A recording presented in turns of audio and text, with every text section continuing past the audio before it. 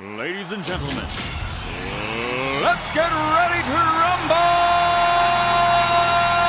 Get ready to rumble! Pump up the jam, yo, pump it up, yo, pump it. Y'all ready for this? I like to move it, move it. I like to move it, move it. I like to move it, move it. I like to move it, move it. I like to move it, move it. I like to move it, move it. Give it up, go. Welcome to the big show. Simply wait.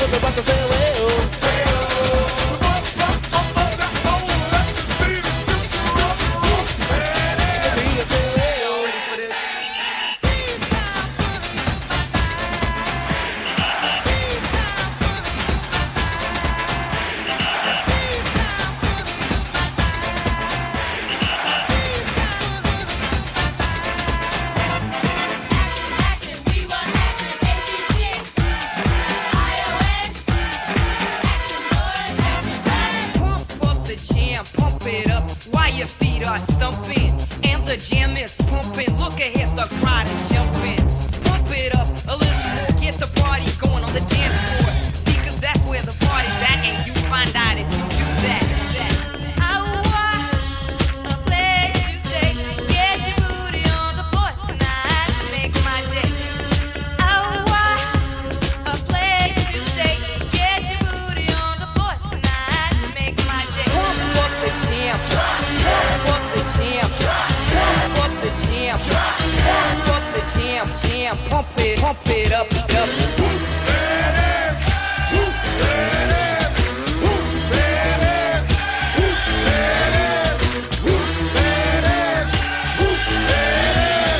At the 25, breaks a couple of tackles. Headlock, gotta go! Headlock, gotta go! He could go all the way!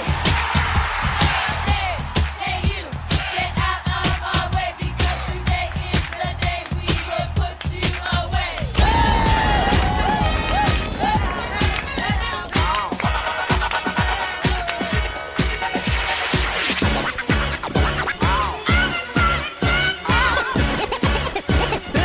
It's fun to stay in the YMCA. It's fun to stay in the YMCA. They have everything for your men to enjoy. You can hang out with all the boys. Let's get ready to rumble! Get ready to rumble! Pump up the jam, yo, pump it up, yo, pump it.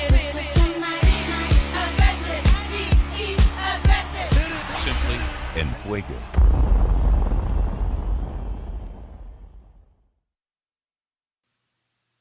Oh, fucking FGM! Let's go! Let's fucking go! Fuck yeah! Let's go! What'd I tell you FGO was gonna go to? Let's go! Sorry if I just blew some eardrums in chat. Raindrops, drop top, smoking no. How we doing? How we doing? Oh yeah, I forgot about this guy.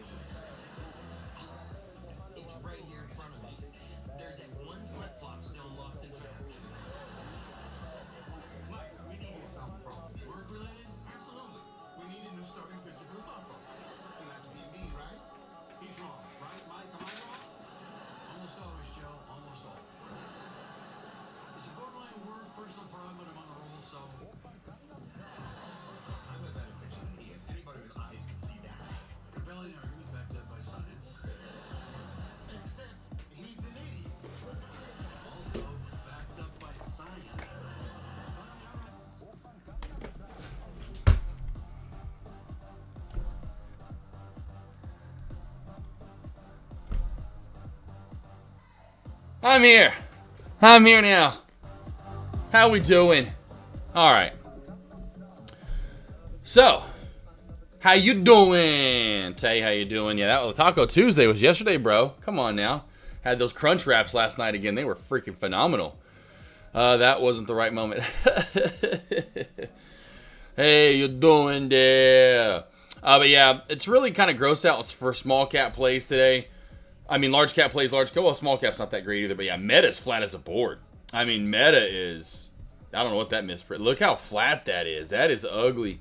Just an ugly play today. I mean, I had a feeling we might get more range today, but we were back to like yesterday and not really a lot of range from these plays today. Back to finally smaller, normalistic days. I thought maybe after the NVDA news yesterday and the chips, and they're going to start, charging and whatever. I'm like, okay, maybe today could get bigger again. 'Twas not. So tomorrow in my morning alerts, I'll go back to the normal, levels of $4 or $5 and then maybe a little bit higher than that for Ultimate, but it does seem like we're slowing down just a little bit now, finally, in the large cap realm. Bull was the best play of the day, in my opinion. It was by far the most technical sound play of the day was Bull. Old resistance becomes new support. We'll break that down in a minute, but Bull's a great play. Even to this head and shoulders form shoulder, kind of a head and shoulder, even over here, wherever you want to call it, but uptrend crack. I almost alerted this bear flag hey, watch for the crack under the VWAP. Hopefully you guys got that anyway and understood it. I left my office and came back like, oh, fuck, you forgot to alert that. That was such a money short right there. So I wish I would have traded it, but that was a gorgeous short under that VWAP. That doesn't always work out that way. It did on Bull. But Bull's by far the best play so far today overall. Small caps, I don't think there's really anything new moving if I'm not mistaken. I think Deck's even looking at SPY.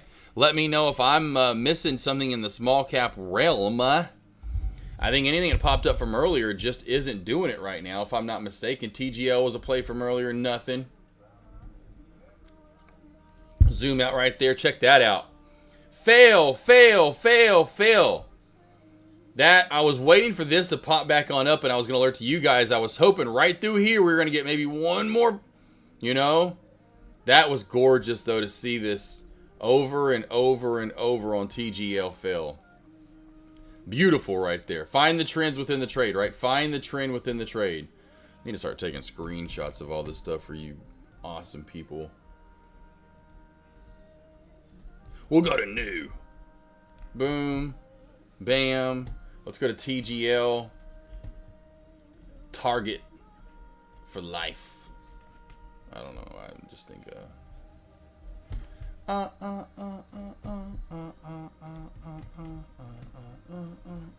right, anyway, how y'all do today? Y'all do good? Bull was great.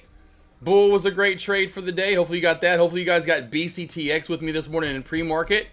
Alerting amazing bangers for the day over and over. Today was a banger day. Today I was throwing out bangers for sure. So hopefully you guys caught some of these haymakers with me, but today we had bangers in pre-market into the opening bell. After that, with me and my alerts with Bull, but and there may have been other ones out there too. I don't think there were many others out there. Great shelf crack here. Old resistance becomes new support. It's kind of a sandwich area, right around 520. VWAP's right there at 515. That is absolutely money in the bank sauce. I waited for both to crack. When that confirmed, it came down, shot back up, gave me a decent entry at 506.87. I forgot what it was anymore. It was absolutely money, right down to my targets. I didn't want to take any at 5 because of my entry price. I waited for it to come down to 485, which I told you guys was a target of mine. 485, 480, and in that red candle took profit. It wasn't a great exit. It was like 490, 489, maybe 491 actually, I think. My first exit. Regardless, close enough for me. I was fine with that. Half out. And then finally cracked on down for more. Got out 1,000 more shares. So I'm still in 1,000. I was in 4,000. This trend line was created, and I'm doing the morning alerts for you guys. Saying, and I told you guys in the morning alerts, VWAP 515, like right through here, is going to be my stop loss. Comes up, fails, cracks that little micro trend. Bang! Staying in that extra 1,000 shares, I made like $550 or something. I forgot what it was. It was a banger. Right on down, and it came right to where... And then I got more out of it on this little short. Guys, that's why I alerted in chat. I said to you guys in the lobbies, I should have probably put this in the morning alerts. I think I forgot to. Formed another bear flag, this little boot heel. I know J-Trades calls it an H shape. I just call it a boot heel. Boom, cracks it. Got an extra like, 700 or something out of it. Just a quick in and out. Just went in big. I was like, this thing's about to crack. As soon as it hit 420, I was out. Thought it would get down to that little right here where we kind of opened up for the day. See that at 415? That's where I figured we'd get down to. Look at the low of that candle. 416. What was the open of this candle? Open. What was, zoom in. Open. 416. Open of the candle. Open. 416. And how dope is the dopest smoke you ever smoke when the low of that candle, low, 416. Beautiful. And then there was another micro trend crack, and I think Hoops got this one. I didn't. I said I'd missed it, but there was another micro little trend crack through there. Now let's go break down the bullish play of the day. Beautiful. Old resistance becomes new support. Was in a one-on-one. He took the breakout, anticipating the downtrend break multi-day, and I had a feeling it was going to go to 50, 45 to 50, and I was right. So I missed the bounce. I wanted to see if we would do anything, and it bounced, and I was like, okay, well, now we're good. Now we know that this resistance at 44, because I remember Detmar in chat said, watch for a breakout over 44, it can go. And I said also, then after the breakout, watch for a bounce at 44. Whammy. Calamity. Boom sauce. Right there at 44.01, right? And then she rolls up from there. Then check out the trend crack. Look at the channel we're in. And I said, watch for another bounce play at the VWAP, because at the time, I said VWAP at the trend line into 47.50. We did get the trend line bounce, and I told Lone Wolf, if you're around, what did I say? I said, the trend line will see one. There is no way this trend line will not see another bounce. This trend line will see one more bounce, I promise you. There's no way this play will come down and crack to the VWAP without seeing a bounce. Or come to the, I should say, test the trend line without seeing a bounce. And bam, 48.40 to 51. So the first bounce I alerted was at 44, ran $7. Actually, it ran actually $8. Ran almost $9. The second bounce I alerted was a trend line crack, or trend line bounce. God, I was saying the wrong shit, which I never talk about trend line bounces. Never, ever, ever, but I just know how they work. I said watch for a trend. This will not crack without seeing another trend line bounce. Then boom, essentially a $3 bounce. Then the crack. Beautiful, right? Anticipate a move to the VWAP and watch for a move back up. We actually did not get it. We created a downtrend, then created a bear flag, and then that flag crack was beautiful through the WAP. Now she's dead. Now you leave her alone. But we're talking 1 trade, 2 trades, right? 3 trades, because I'm going to count breakouts. 4 trades. W shape, right side booty cheek being higher, 5 trades. 6 trades on the trend line bounce, 7 trades on the trend line crack, 8 trades. That's 8 trades right there. 8 possible trades today on Bull. That's your best play of the day. It's not even close. It's not even close. 8 trades. 8 trades in the first hour and 45 minutes of the market open. Hey.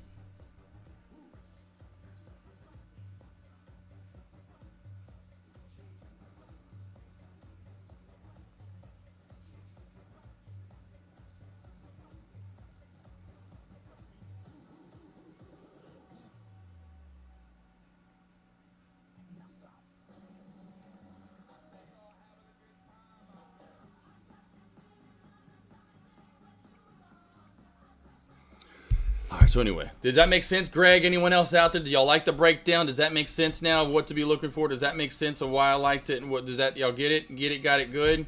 Get it, got it good? Does that make sense on those plays right there? Who got the short on Wimmy? And that was another one that I told you guys to watch for that VWAP to crack. And I know some of you guys in chat got this short as well. I got a small piece of it in the end. And I didn't get a lot at all. That was another one. This was the other one that I remember alerting. This was the other one where I said watch for that VWAP to crack. 2 good plays, though, earlier on. You know, BCTX. This one was really money in pre-market for your short opportunity if you got it. You know, I love that BCTX was money right there. Beautiful, beautiful. And, of course, that trend. Anyway, but this was the short. Boom. Then we got more boom. Then a little more boom. You could have even gotten more than boom. That was another pretty technical sound play for a few shorts. The one that gave the most today was the bull with multiple setups to be trading there. Breakouts, bounce plays, W shape, trend crack, shelf crack, dumpity dump. All right, so now to try to find plays during lunch hours here. Bull, we're not going to really... I'll keep it up. I don't really think we're going to have to worry about it probably moving forward for the rest of the day. I don't think any of these small cap plays, and we'll keep our eye on them. Again, not a good sign moving into tomorrow. You want to turn around and face me, Bubba Boo Boo Pants? Come on, turn around and face me. Hold on, I got you. Hold on. Ready? 3, 2, ready, go. Ready? Right here. Right there. Right there, I got you. Right there. Right there. Right there.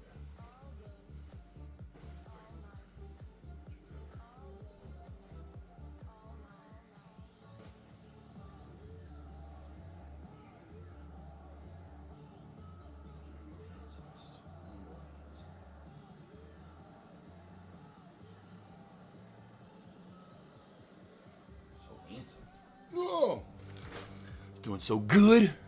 Ate earlier, had his hot dogs, his little turkey dogs, and love my son. I love all my dogs, obviously. Anywho, how we doing over here? Jerome Powell to speak in 55 minutes. Okay, Detmar, how we doing at the lower VWAP? Yeah. There's just some large caps. I'm telling you, I haven't traded them much. I talked about that in the morning alerts to you guys today. The last time I know I traded them back-to-back days was Tesla. Like, the last time I could recall me trading large cap plays back-to-back days was Tesla. And that was March 24th, March 25th. So that was a Monday and Tuesday. March 24th, March 25th. Those were the last time back-to-back days that I traded a large cap play back-to-back days. Since then, I haven't, it's been a while. So, let me turn this off. You forget the TV's on up here. Gert likes when I put on some old school comedies for him, the Laugh Channel. Got the bunny ears in here. But most large cap plays, especially today, just not really looking that good. And again, just kind of the herky-jerky all over the place where you're not really building up a lot to trade. There's trades here and there. Like I see like one good setup maybe across the board that you'd possibly trade for the day. And then you are getting this kind of stuff like these micro overextended trend lines that are nice looking. You can see the trend and it cracks and it gives you, more than you typically would have gotten in the past. But again, today, it's not like it's that much. You're talking $1 from that, trend crack. Apple's got one recently with a good uptrend. Fail. That doesn't quite get up to the top of the channel now. Almost does. And then you got the W shape, right side booty cheek being higher. So you do get that move. Not that it's a perfect W, but you can see it.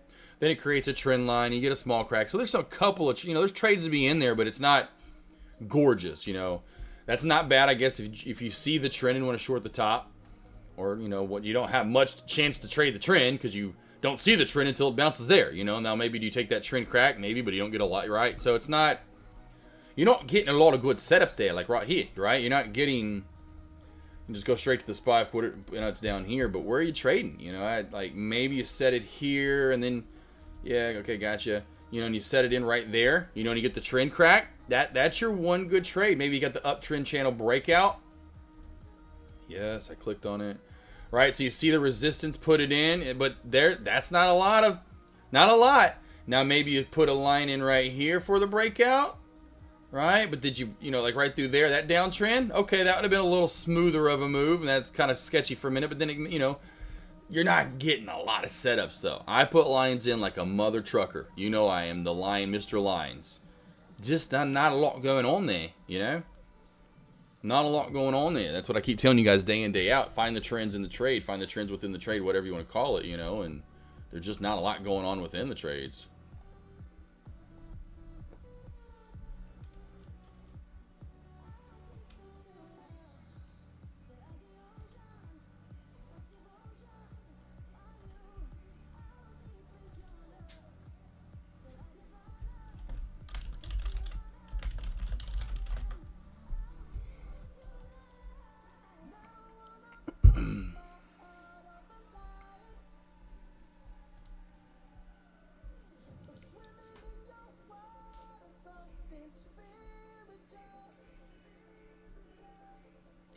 I love going over to JJ's lobby and putting food in his lobby.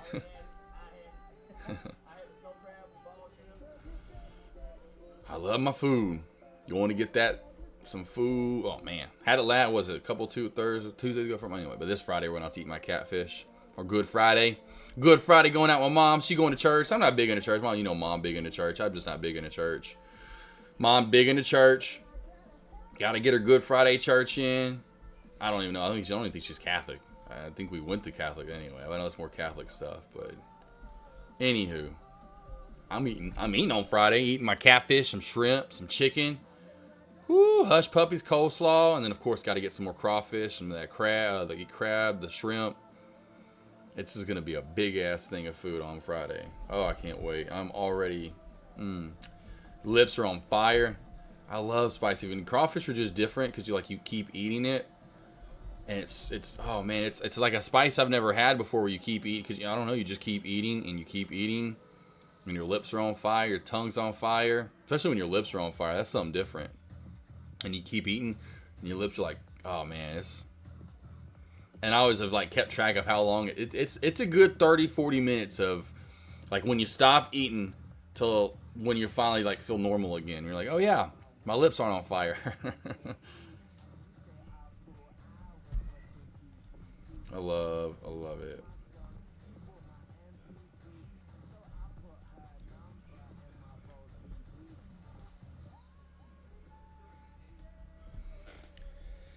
All right, so we got JP at noon. That's in 40 minutes now. Again, we'll see if we get something bigger going on for large cap plays here. As of right now, small cap's just dead. Dead. Had the typical kind of pump and dumps today with QNR, Wimmy, whatever, QNRX. Mura was the play. What was that, from a couple days ago? Or no, that was this morning too. That was another one. That was this morning. That Mura was yesterday's play. MURA was yesterday's play, wasn't it? That's fucking nuts. This play wasn't bad to start off with. It was pretty decently technically sound going over it, Looking back at it too as well. Seeing that old resistance become a new support multiple times. Resistance support, right? That's decent. Okay. Resistance support. I see it. It's not great, but it's working. Old resistance support. Not getting big moves from it, because it's not a big ranging play. I know someone, they were talking about it earlier in Dex. I was like, that, it's not really got a. And to me, and it's still, I was right. It didn't have a lot of juice in it. But when I come over, we're 45 minutes before the opening bell, and the upper and lower VWAP bands they're less than 20 cents apart. That play is very, very, very unlikely to do anything. For real, unlikely to do anything for the day team. It's just call it what it is. Again, me, my 80, 20, 90, 10. That's probably an 80, 20, or 80% of the time. That's as good as you're going to get when you're 45 minutes before the opening bell, and that's what the chart looks like. And like it gets a spike, and it's like, oh, new high of day, and I'm like, yeah, well, that ain't really going anywhere, I don't think, anytime soon. And voila. Any trades y'all want to go over? I've gone over, I think, everything I was looking at this morning. Anything else you guys want to go over?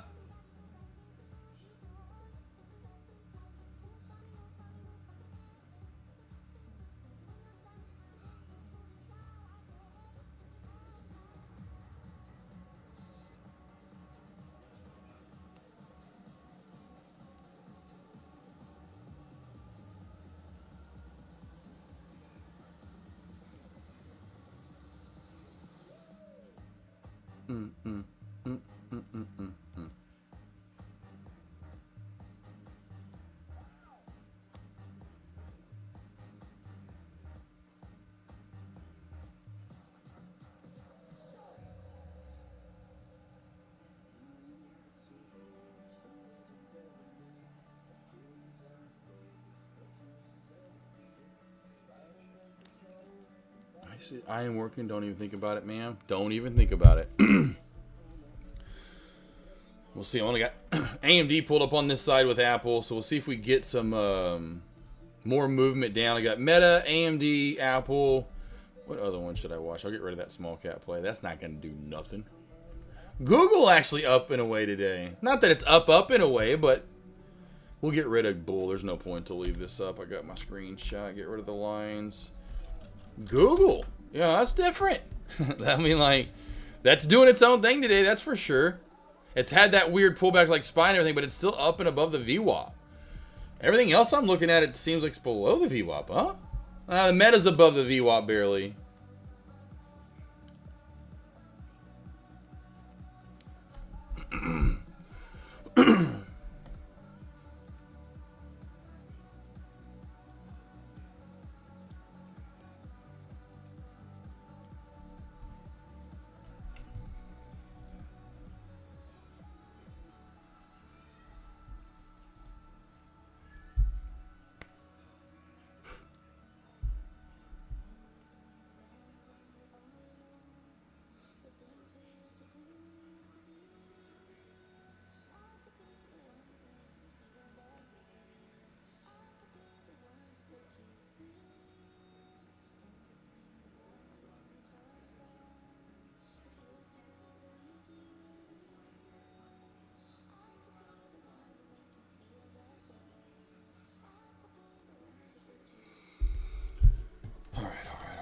Questions you guys have against stocks you want to go over? Watch for Google kind of, and maybe even with the rest of the plays do kind of move back on up. Google looks like it wants to pop back over 170.50 and start going for more. Fucking J Trade's talking square pizza in high school, or what? If someone mentioned that, what's he talking about? Oh man, clutch. Trader Mike. I don't know if y'all remember this. I love He he used just to be an old cartoon. the stuff he it was talks with, about. Michael Jordan, Yeah. Wayne Gretzky, and I think What was that Bo cartoon Jackson. called? I think it was like All Star or something like that, or Superstar. It used to be I something like remember that. that show. I love that remember. show. If I remember, it used to be them three. It used to be, I think it was All Star or Superstar or something like that. And then you had Macaulay Culkin with the wish glove. We had the star on the glove. Yeah, I think it was All Stars.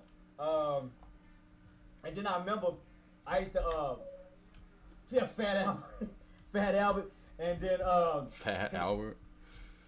Nah, not Fat Albert. What was that Michael Jordan cartoon called? Michael Jordan cartoon. Pro Stars. It's called Pro Stars. Pro Stars. That's what that shit was called.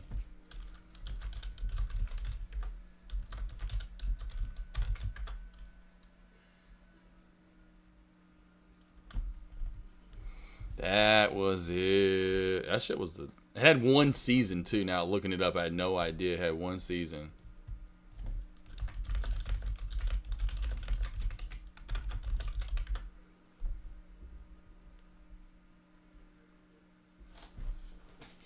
Thirsty? You're just trying to stretch out. You're fine. You're fine. You want some water? Yeah. I'll get you some water. Oh yeah, you definitely are thirsty. Good boy. Good boy.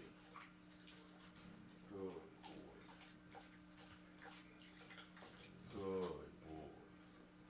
Good boy. You definitely are thirsty. Sorry, buddy. Good boy. Good boy.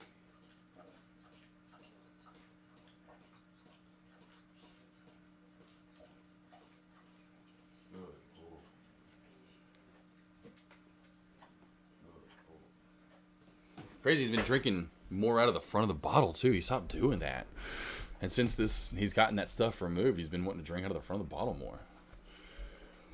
All right. 30 minutes till JP talks. I don't know, JP. What was he talking about again? I don't think he's talking about anything crazy.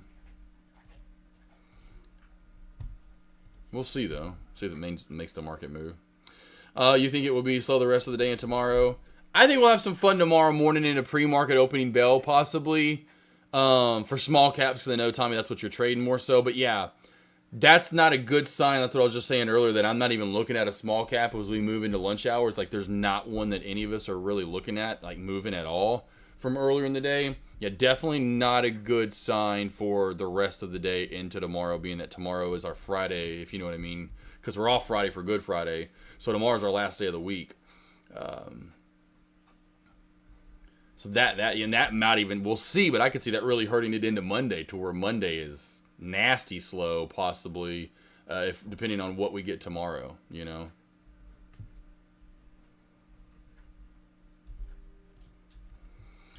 But yeah, as of right now, Tommy, I would give it a 75 to 80% chance of being pretty slow. Good boy. Such a good boy.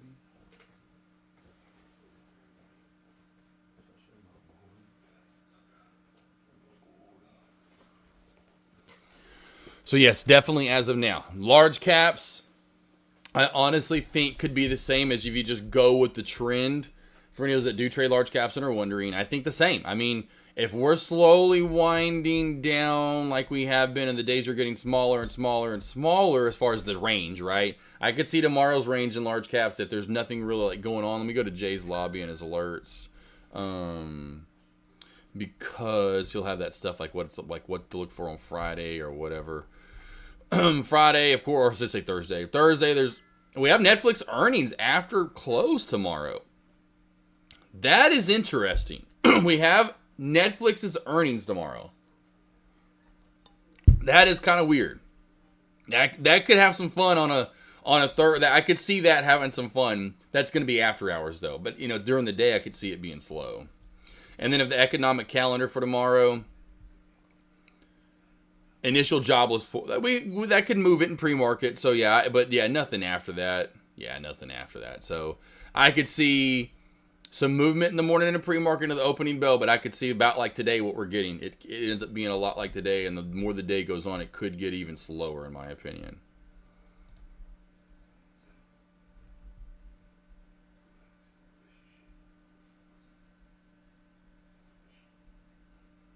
Good boy, Groot.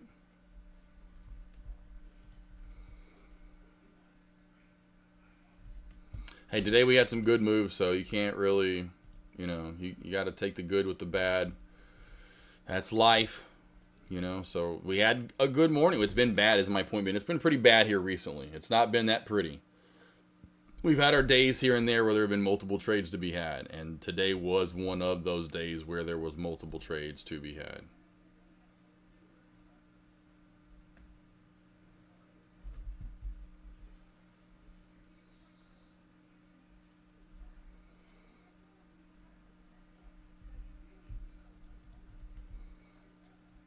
You guys are sleepy quiet today. No alert. Well, I guess a lot of the time it is small caps over here, and there just is nothing in small. There's nothing in large caps either. It's pretty gross out. Since I've been going live, you can just see where we're at. We'll see if we break this downtrend on the SPY. Could be one of those things where we get to pop up. You can see even the downtrend right here through pre-market on the Qs as well, kind of right through there in the VWAP. So that has a little bit of ways to go till we get close to it. Watch for those downtrend breaks possibly. Could see that move on Google and that squeeze I was talking about. And just pops back up across the board. Okay, since Tesla or AMD's not really doing too much, we'll go to Tesla. Tesla's really not doing much either. I mean, that just shows you the day we're in when Tesla's range is what it is. I mean, highs 252, lows 250, essentially 247. That's just over $5 of range, and that actually all just came within this pullback. Before that, look how hey. It's just not a great day to trade. This is just like, oh, I want to go golf. Just say you don't ever watch the weather, or you had it even like this. Like when they have, you have a 4-man scrambled. Well, they don't, when you sign up for tournaments or even like say concerts that are outdoor venues that are you don't know that 6 months from now or 3 months from now what the weather's going to be. You have no idea, right? You're like, well, you have no idea. That's how the stock trading world is, right? I think about that sometimes when I'm like, I've never had an issue with that. A golf tournament where you sign up for a 4-man scramble and it's 3-4 months out. The day of, it's like terrible, rainy. It's always been. I think there may have been one actually. There may have been one because back in the day I played in so many of them. I love 4-man scrambles. Those are so fun to play in. Shotgun start. Everyone goes like, you're on 2. Or the really packed ones when it's 2 and 2A, 1 and 1. Oh my God. Those are fun, but not fun. You have a shit ton of people, but then it's like when you have 2 people, so you have 1 and 1A. So 1 goes, then after 1 goes, 1A goes. Well, at that point, the person that was on 2 is most likely now going to be right behind 1A. And it's like, those tournaments could be like 5 hours long or more. It's like, I don't want those. I really like the ones that are, you go to 1, you go to 2, and they have 1 in the afternoon and 1 in the morning. So you have 2 different flighted, 1 in the morning, you get the 10 a.m., or you got the 3 p.m. or 2, whatever it is, 2 p.m., whatever. And they kind of fly, you know what I mean?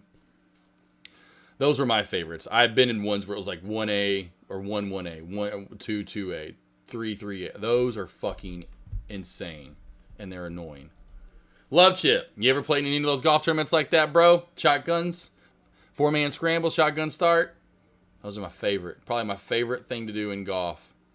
God, I love those tournaments. It's so much fun. People drinking. Bro, you've never had one like here in Arkansas. John Daly. So my dad had one here. They had one here. This was I forgot what station. I forgot which one it was with. The buzzer before that. So John Daly was there, and on the 8th hole, you could pay. It was for good cause, but you could pay John Daly to hit your drive. To hit your drive for you. And you could have him as many times as you wanted, to pay or something. I forgot what the rule was. Maybe 1 per player. I think maybe is what it was or something. And it was like a drivable par 4. That you couldn't see the green. It was a dog leg, and I mean a true dog leg to the right where you couldn't see the green. Strippers were on the course. I have pictures. I might have some here, but I think I do. I think they're over there. But yeah, bro, it was nuts. I was 17 or 18. It's like the infamous golf tournament that everyone talks about. It was insane, my friend. Insane. The absolute favorite. Yeah, they are. 4-man scrambles are great. That was one of the ones that was 1A, 1A, 2A, but it was like so many people. And they had a morning one and an afternoon one.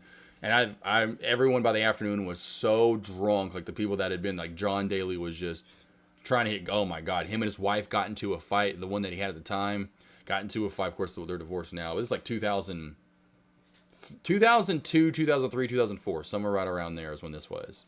But, oh, bro, imagine that. A golf tournament with John Daly, you know.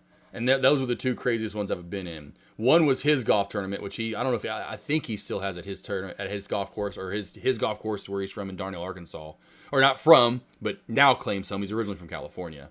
Everyone thinks John Daly's from Arkansas. He's actually born from California. He was born in Cali, thus that blonde ass bleach hair.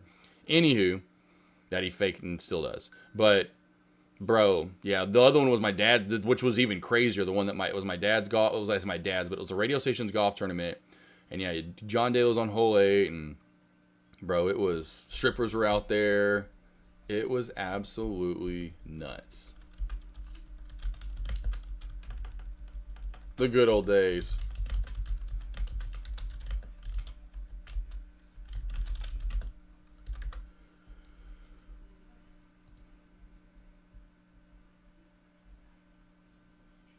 Of course, I was like, I wonder if they would have a picture of the hole number 8. I'm like, they probably have no. Probably do not. Oh, they do. Sweet. Hell yeah. This is awesome. Yeah, so here we go. So someone did this. This is dope. This is dope. So yeah, you can even see. Yeah, here we go. So this is it says drivable, but yeah, can I full screen this? No? How do you make this bigger? Aha. So yeah, here we go. So John Daly, and this is from the back. From the tips, it is probably 450. Probably from the tips, it is. So John Daly, there was like a little tent set up like right here. So you come from the last hole. This is where the ladies tee off. This is where the tee box was for the tournament, the white box. And so the tent would be like right here, and you know John he's just sitting there smoking and drinking all day. But you could pay him, blah, blah, and he'd come over here, and you can see, you can't see the green. And so he just he hits that probably just a big ass cut just up and over those. And I can hit a cut. I've never hit the green though from the whites. I've gotten pretty close, like about 50 yards out. Typically, my landing point is about right there. Somewhere about right here is where I get it to land. I've hit one up into this area, though, before. When I used to just launch it as a kid. It was a draw, so it got probably a better roll than having a fade. But I remember it was somewhere up and over in this area, and that's the closest I've ever gotten before. That's pretty cool. The drivable hole, and I love this one, hole number 1. Well, it's a drivable. The first two, I love these holes. So I've driven it from the blues, not the tips. I love all these holes, like the tearing down. This is my home course. This is where I played almost all my golf at as a kid. But boom, I would just hit a huge cut and fade up over those trees. I've hit that green 10, 15 times probably at least. They're the huge 3,000 square foot. This is the longest drive I've ever hit in my life is on this hole. You can see from the back, it's a shorter hole, 376. But from the blues, it's like 340, 30, 340, 330 to the hole. And so typically when I played from the tips in tournaments, I just hit a 4-iron, 3-iron, and just get right here in front of the green, make it a real just easy hole. But when I played what we'd play with my friends, 2 versus 2 anyway, this is when it would be 2 versus 2. And I launched it, hit a draw, because of course on that you kind of want to hit a draw up and over if you can, and kind of get it bounce in front and to roll up onto the green. Maybe it rolls over, trickles over. Mine, and what we're thinking, most likely hit, because these greens have a little bit of elevation, not a lot, must have hit right on the back side and where it goes down until it hit that slope, the angled slope forward. My ball was all the way, and I'll get to the next hole, was all the way through the trees, and that's the tee box on hole number 3. Are they going to actually start from the back here? This hole's freaking crazy long. 614. Well, they don't start from... Yeah, they do. Pretty close to it. You can see right through here. It's going to clear up maybe. My ball was like halfway through the tee box. Well, I say halfway. It's like right through there. That's where, did you hit it to the cart path? And it was in air though. It was 350 in air minimum. If it hit the back side of the green or if it hit the cart path, it was the longest drive I ever hit in air. It had to have been because it landed. It like with the bounce and roll, it was like a 400-yard drive. This hole's a monster. 615 yards. I've been over in 2 though. Not from the tips, from the blues. Usually you'd get the nice good draw. Look how long this hole is. It's just forever long. Look how long it is though. This course is awesome. Awesome, awesome, awesome. This is where I probably hit my second furthest drive ever. This is one of the ones where I almost drove this green from the blues before. So the blues are, I think that's the blue. Yeah, that blues and those are whites. So the blues are that little small mound. White, the tips are behind the actual cart path. Hit a draw. That was my typical go-to. Ball landed somewhere through here, but I was chipping. I was truly chipping onto that green. Love it. This is another monster, number 7, 615 yards from the tips. Bro, I've been on this green in 2. Once in my life from the blues. Once in my life, and it was actually in a 4-man scramble. And it was in one of my dad's golf tournaments that I always play in, but it wasn't the crazy one. Use my drive, use my second shot. Drive, there's a mound. You'll see it's right there. There's a small little mound. I drove it to it and rolled right over it. That's cool that someone's playing with us out there. There's a little mound right through there. It's a little bitty baby mound, rolled right over it. We were hitting somewhere through here because you could barely see the green. And this is back when they didn't have fair. Well, I think maybe just anyway. I hit a 3-wood, just darted, and I mean darted. This is what sucks about this. Let me tell you, darted a 3-wood, perfect draw around the corner, over the water. That bid placement is really close to where I think that might even be it. We were like 7 feet out. 500, like from the blues, it was like where I hit. It was like 570, probably 550, and we got on in 2, 7 feet out on that monster dog leg left. And I'm just like, that's right about it. It has all 4 of us missed the eagle putt. 2 of us wasted a mulligan. 6 putts, no fucking eagle. That to this day sticks into my mind. 2 of the best fucking shots. That's why they say driver. You got to make those eagles. Of course, you're in a real tournament. Not that we were caring about winning, but in a real golf tournament where you're playing by yourself. I almost eagled it myself.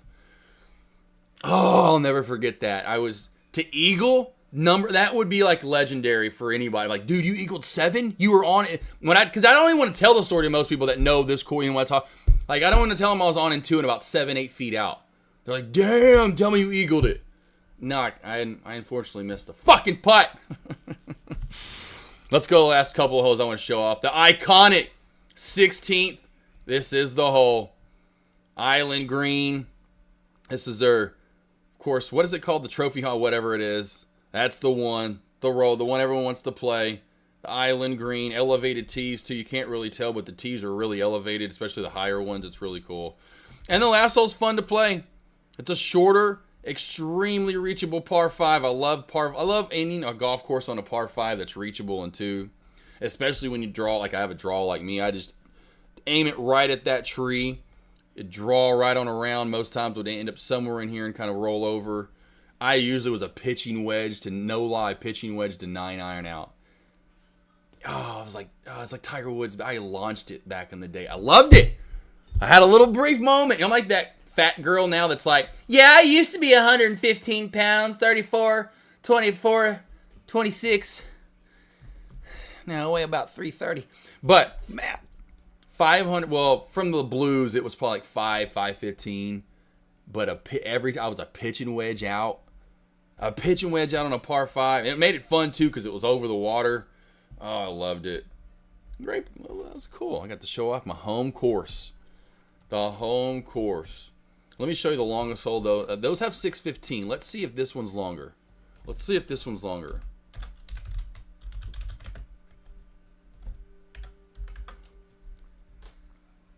Let's see if this one's longer.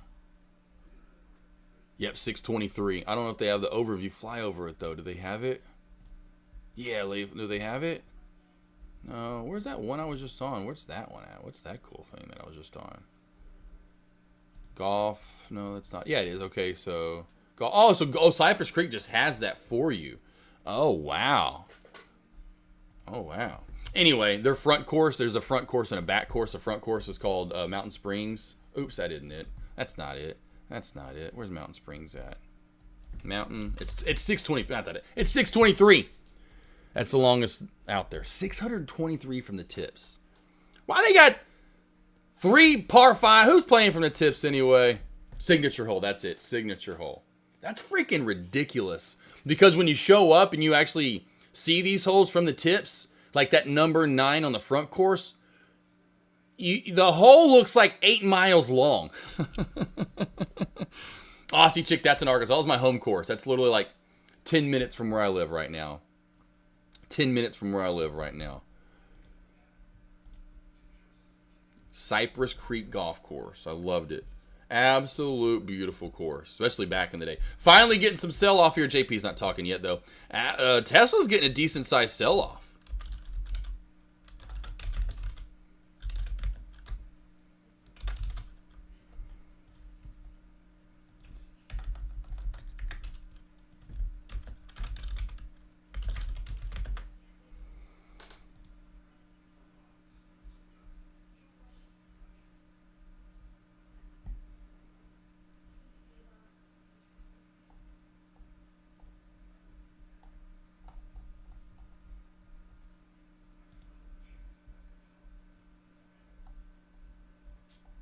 Yeah, that's awesome. The front, that Cypress, that's awesome. The front course doesn't have that because now they're actually owned by 2 different entities. They used to be Greystone, and then Greystone Cypress Creek was the second in the back course, and now they're owned by 2 different people. And yeah, it's crazy. So yeah, there's not like a flyover or anything like that of the front course. I thought there would be, but there is not. But it's in Arkansas. These are in Arkansas. Like this is they actually both end in par 5s. This par 5 is so hard. The front course is really, really narrow. You got to be precise. It's not forgiving. The front courses or back course is very forgiving. I mean, look at that green. That's number 18. That's that green. That green right there. Look at that slope. That's like some fucking Tiger Woods PGA shit. That front course is hard. It's hard. Groot, you're dreaming. But they have a lot of that. I love the tier driving. Both courses have that where you're tiered up, and you can kind of see down through the hole. Love it, love it, love it. There's some really, really beautiful golf courses in Arkansas. There's Cypress Creek, though. That's the one I played on the most, was Cypress Creek. Very pretty. Very pretty. Used to work there as well in high school. Oh, yeah, I'll see tickets. Yeah. What are we talking about here? Hoops, golf. Talking golf and golf course. Was talking about, well, first we were talking about 4-man scrambles. Talking like, I just love those. And we're talking about the stock markets where this all led from. You just never know what day when you show up. It's like if you don't, like when you sign up for a 4-man scramble on May 25th. Well, you don't know what May 25th weather's going to be like. It could be a great Friday. It could be fucking, oh man, fucking pouring out in thunderstorms. They got to cancel it or reschedule. You don't know. Or if it's light rain, you got to play in a rain. Anyway, go to book an outdoor concert, rain or shine, it's on. And you don't know what it's going to be like in September the 3rd on your outdoor or whatever. So now that's when I brought up golf courses and I was showing where I used to play at, like my golf course that I played at as a kid, which was Cypress Creek.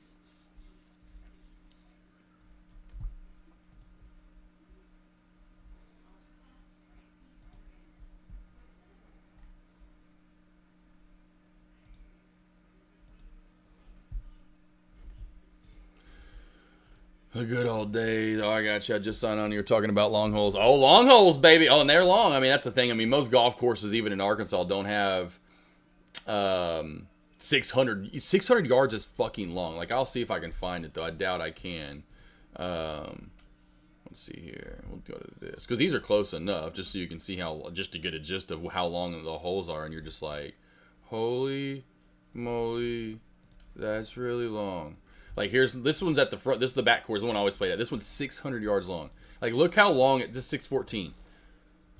We're starting from, this is the tips. We hadn't even got to, this is the tee boxes, right? Actually, we're not even at the tips.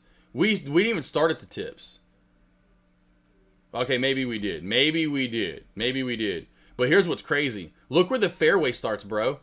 Look how far up the fairway starts. This is like the women's tee box. That's the whites. That's where like if you're just an okay guy, this is the senior tees. That's the lady tees. That's where if you just suck at golf and you just want to come play, you start at the whites.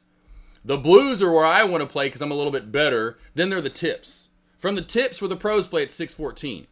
So from where I play at, I've got to hit the ball at least like, what, 200, I don't know, a long way to get it even on the fairway. Yeah, look how long this hole is. Da, da, da, da, da, da. I mean, how long is this video? 40 seconds? 40 seconds? And this is in a damn drone? It's very forgiving. I love this back course. It's very forgiving. It's wide open. Little dog leg to the left. Got a creek in front of the green. Right? Oh, this is 7. This was 7. My bad. This is 7. That's why that looked differently. That's not hole 3. Oh, that is hole 3. I'm all over. That's hole 7. That's hole 7. Watch. That's hole 7 they just showed. Yeah, see, that's hole 7 that they just showed right there. That wasn't hole 3. Hold on a sec here. That's not hole 3. That's hole 7. They've messed up. They've messed up. That's the same hole twice. Look, that's going to be the same hole twice. I was wondering why. I know this is 7. This is the one I reached in the par 5 and 2. Because Dad always hits it over here. That's right. That's where Dad always ends up. He always slices it over there. I'm always bombing it down the middle. He takes his, he'll just put his ball with my ball. Anyway. Anywho, they're crazy long, man.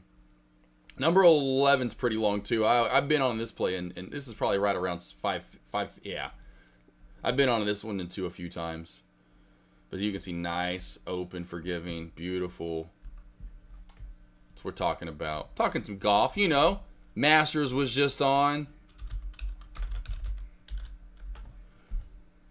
Let's see if there's video of this. I don't know if there will be.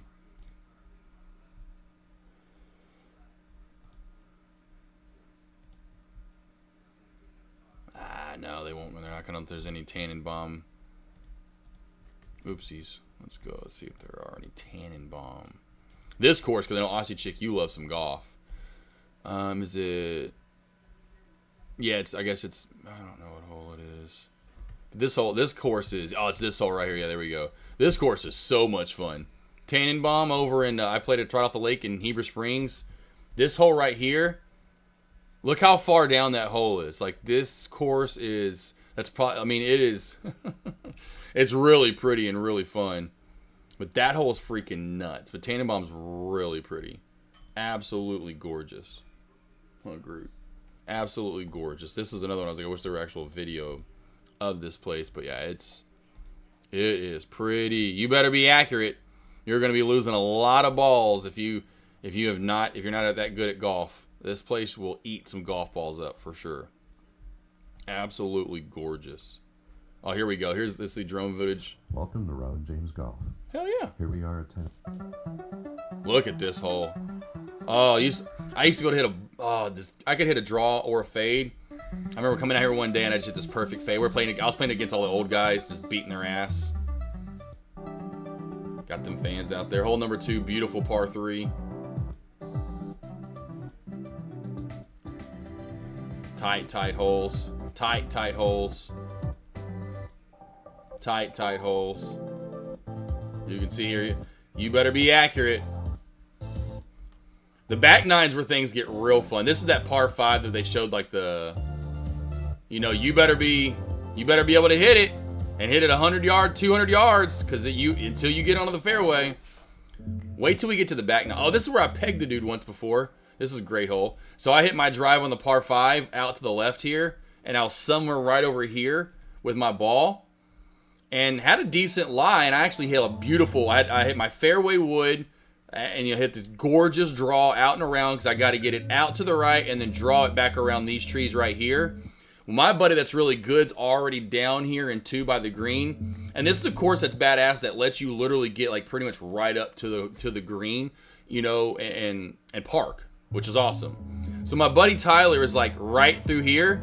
Do you see how we're going downhill now? Like right through here, we start going back downhill. Watch, right through here, we start going downhill. I can't see him. Hit this gorgeous draw. I have a post I can show you on Facebook. I hear, ah! I nailed, and he left a massive red spot and then a bruise on his back. Luckily it wasn't his head. I nailed Tyler Yazza right in his back. I bang. I'm like, damn it. And I was mad because I hit a draw and he's somewhere right here. I would have been like, I'm like, man, I would have been on the green or something. He's like, no. And then he's like, no, man, I saw that thing would have been well over there. It was so funny. Oh, and I posted on Facebook that day. It was awesome. This hole, I used to stay in these cabins right here. I'll never forget. Watch Arkansas LSU game one year, a battle between Arkansas and LSU football. This next hole, love 11. I love 11. This hole is hard right here. That's looking back at 10. I don't know why I did that. This hole is fun. It's hard though.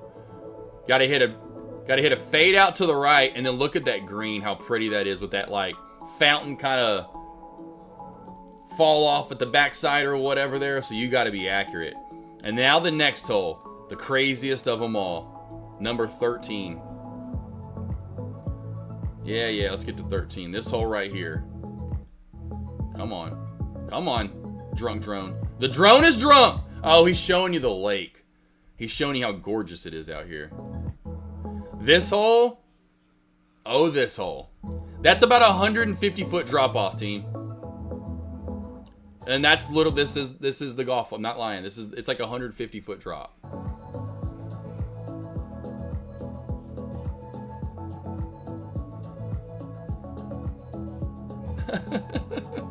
Is that not like some Tiger Woods made up?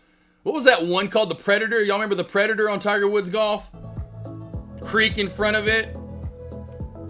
They're like, let's just stick a hole way down here. I'm surprised he didn't look back up to show you how far up he went down. That's what he should have done. Like, look at that. It's just crazy. How gorgeous is that, though? This hole is so freaking hard. Even me, who it's a draw, you've got to be so precise with not overdrawing it. You hit a cut and fade, it's a hard hole, and then you come right down to the left there, another green you can't really see unless you hit a really good draw. I mean, this course is tough. This course is tough. It's pretty, but boy, oh, it's tough. You can't see the green almost on every single hole, unless it's a par 3. Short par 5s, but they're tough. You better be accurate. Again, can't even see the green really. It's in a weird spot down there. Oh, this was par 4, so this is a par 5, okay. And again, can't see the green. Better be accurate. Oh, that bunker looked like, oh no, okay, there probably was a bunker. Guarantee you that used to be a bunker. Be sure to like and subscribe, and we'll see you in the next one. Hey, thanks, buddy. I like that. I appreciate it. It's showing off some courses in Arkansas. See, now I got to pack my clubs along with my racing gloves and helmet. Oh, there you go, Aussie chick. Yeah, right. Let's see. So I need to play with Pops then. Oh, yeah, hoops for sure. Oh, yeah. Yeah, right. Yeah, hoops. I love playing with Pops. But actually, I was saying earlier, I was talking to Lone Wolf about stock trading. You know, like, it reminded me of golf. You know, it's talking about getting in groups and trading with groups of people. And I'm like, you trade with people that aren't that good, you're going to golf not so good. Like when I'd go play with my buddies like Tyler and all the guys I played high school golf with, I was always shooting in the 70s. Every time I played with them in the 70s. I go play with my dad and his guys, I might have like a small stretch where I'm like, here we go. Birdie, par, bogey, birdie, par, or whatever, a little small. And then it's like, wheels have either fallen off before that, and then I get hot and they fall off afterward. I start hot, wheels fall off. Wheels are falling off, and then finally they get hot at the end. It's like I can never just stay consistent when I'm playing with him. It's fun. It's for sure fun, you know. And of course, you have your few shots with the old guys that just, they get one around and they're like, there's my shot. You know, they do the, all right, I'm done. It's like hole number 4. They have a good shot. All right, I'm done for the day. There's my shot. And you can tell, like, from there on out, they just don't give 3 shits. They're just like hacking it. 4 packs of ball. Oh, yeah, for that Tannenbaum course. Now, great. Cypress Creek, you could probably do the 1/12, you know, the 1 pack, you know, the one, whatever they call that, a dozen balls, though, essentially, you know, where it comes with 4 different sleeves. I know it's sleeves, and it comes with 3 balls in each sleeve. You could do a 12 pack with probably Cypress Creek. It's wide open. There's water. You can avoid it, though. But that Tannenbaum, you're going to probably need 2 dozen if you don't play much. You might even need more than 2 dozen golf balls. If I haven't played in a while, I'm going minimum 6. Because I might need 6 for sure. Those are one of those courses like when you're done playing, like, and I've done that before. I'm like, I'm still using the same ball I started with. Like that. Those are the days you're like, damn, I did good today. Yeah, there we go. I said 4. Yeah, I didn't see him or anything, so I couldn't.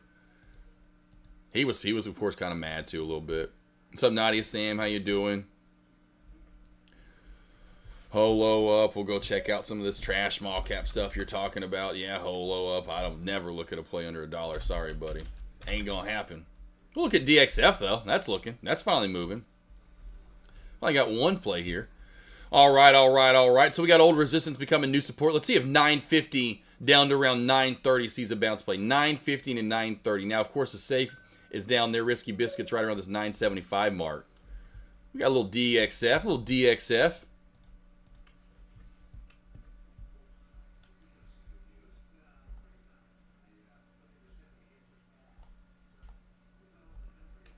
Yeah, sorry, Lip Chip. I'd rather talk golf, honestly, and look at DXF. I'd rather talk golf than some DXF. I like some golf. I want to get back into playing golf. I really do. Really do.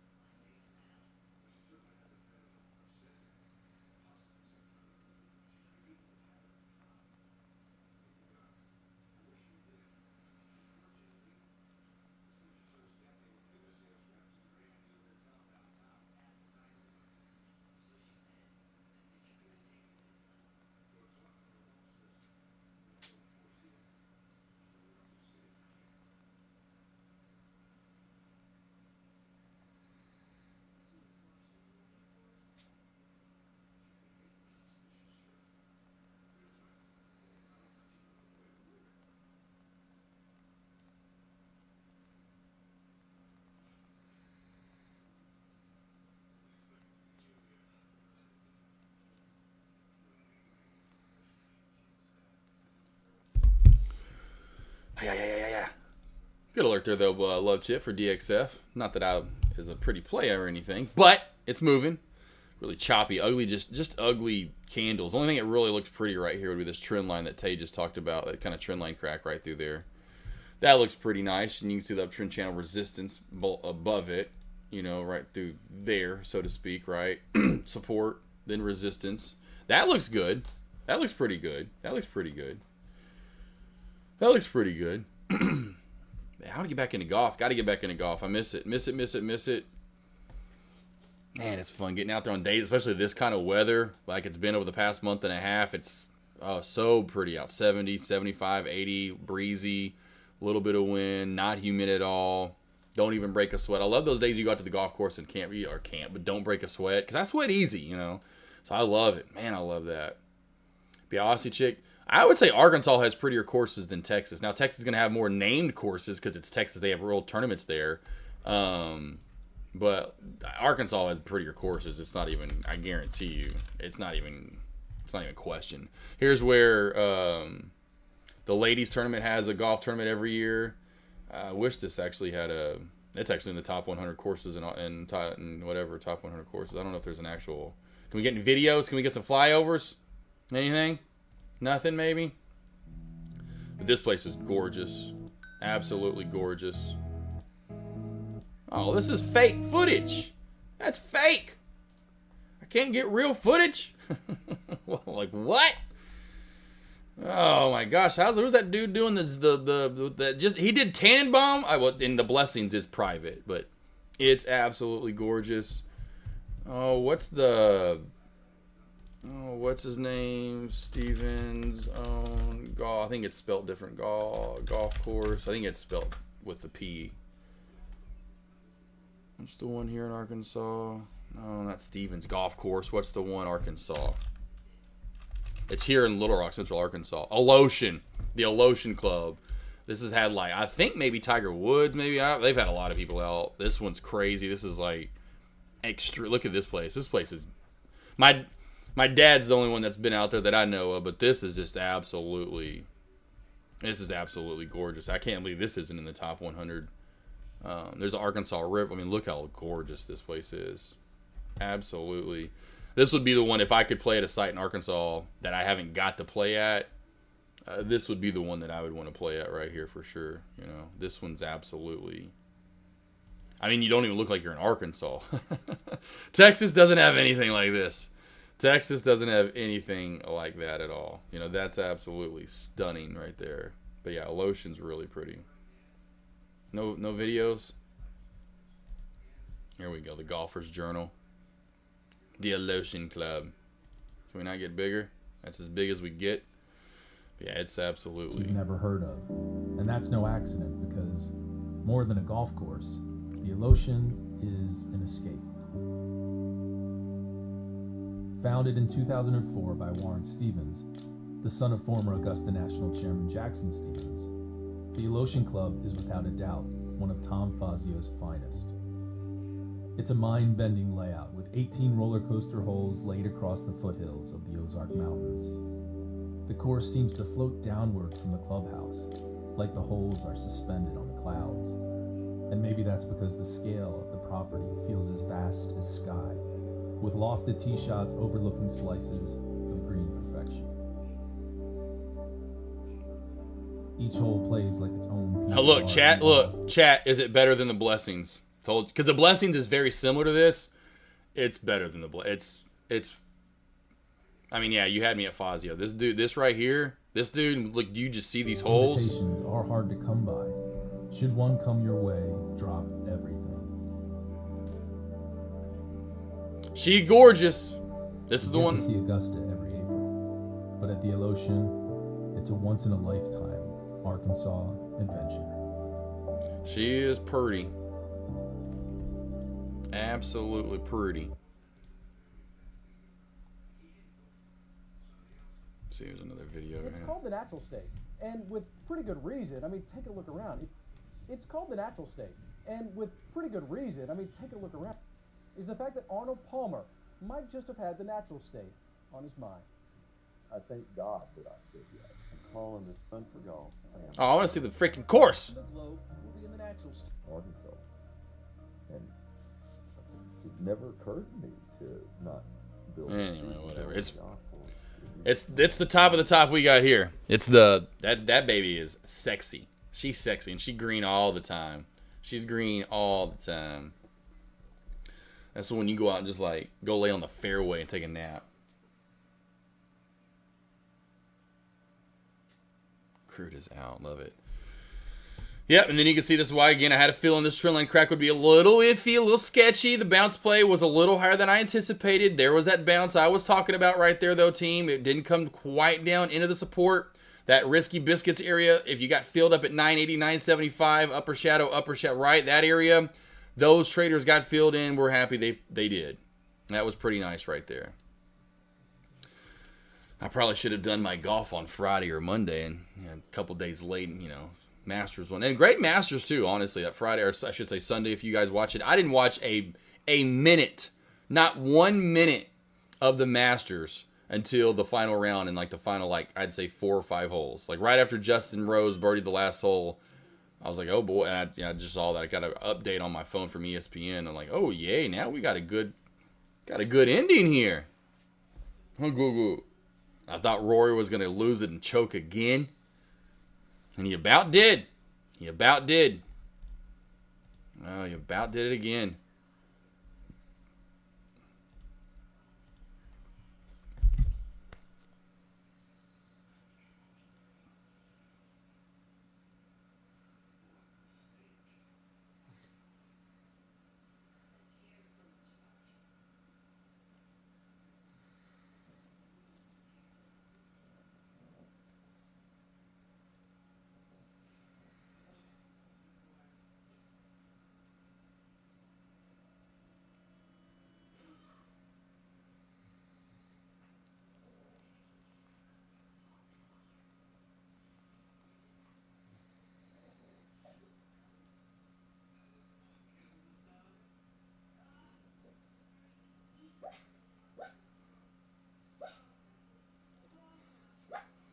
That's Neville dreaming.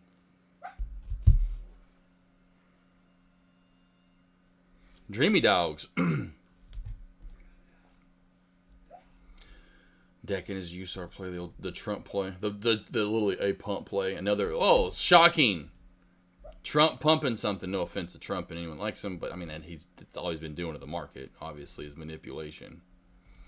Making money for not only himself, but other billionaires alike. Good for them. Must be nice.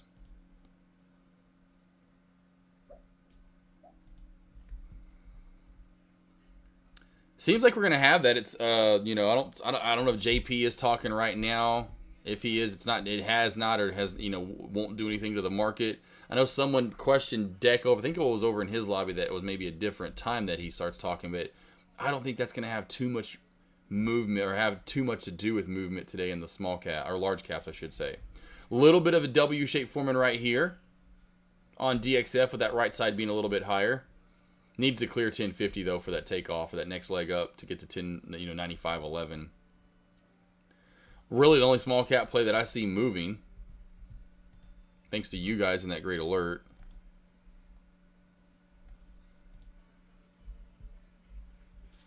CPHI last couple to hit the top gainer board, nothing too crazy though.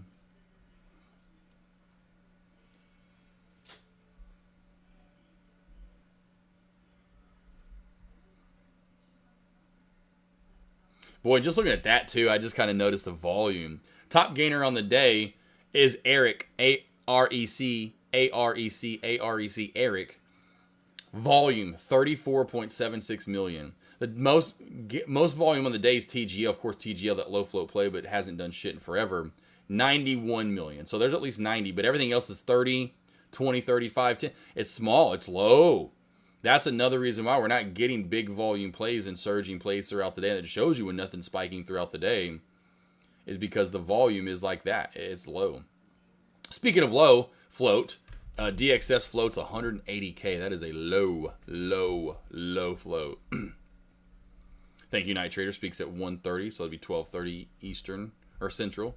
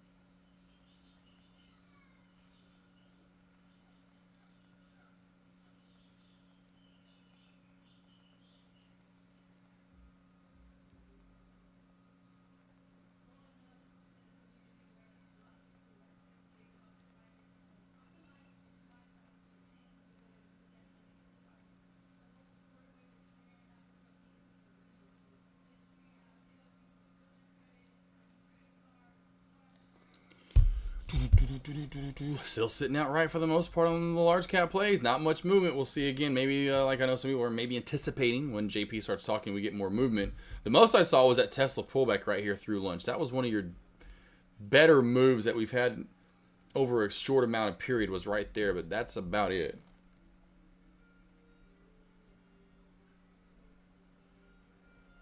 Cool. C'est CP cool.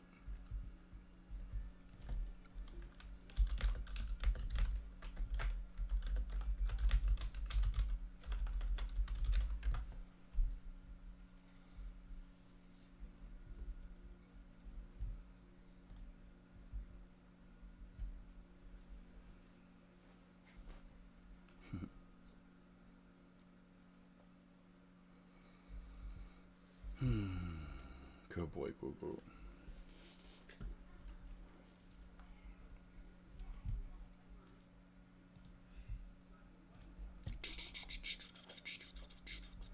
Does anyone too also know what he's going to talk about? I know it says he speaks, but does anyone know what he's delivers? Okay, economic outlook. Okay.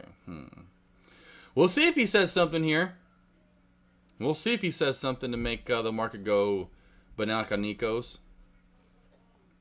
Up or down in a certain direction. Don't forget tomorrow, team. Tomorrow is our Friday. I know I've said that probably a few times over the last couple of days, but tomorrow is our Friday. It is Thursday, I know, but we are off this Friday. There's no market. The market is closed for Good Friday. There's no nothing. It's completely shut down. Haven't had that since in February, since the day off in February. It's been about 2 months almost on the dot since we had President/Washington Day, Washington's B-Day off, whatever you want to call it. We are off this Friday. The 18th. We are off. It's closed. Tomorrow is our Friday. It is a full day tomorrow, but tomorrow is our Friday.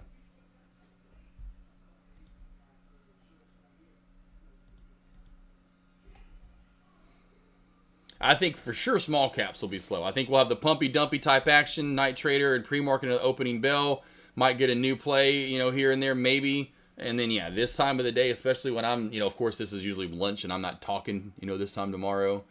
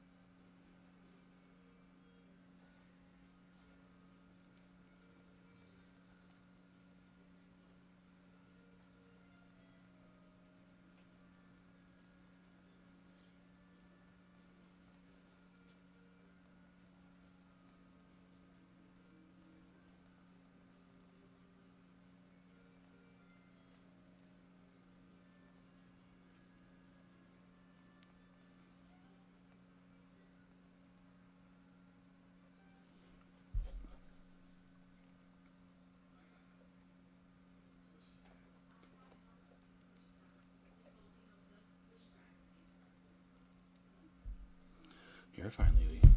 Yeah, I feel tomorrow in small capville we're gonna probably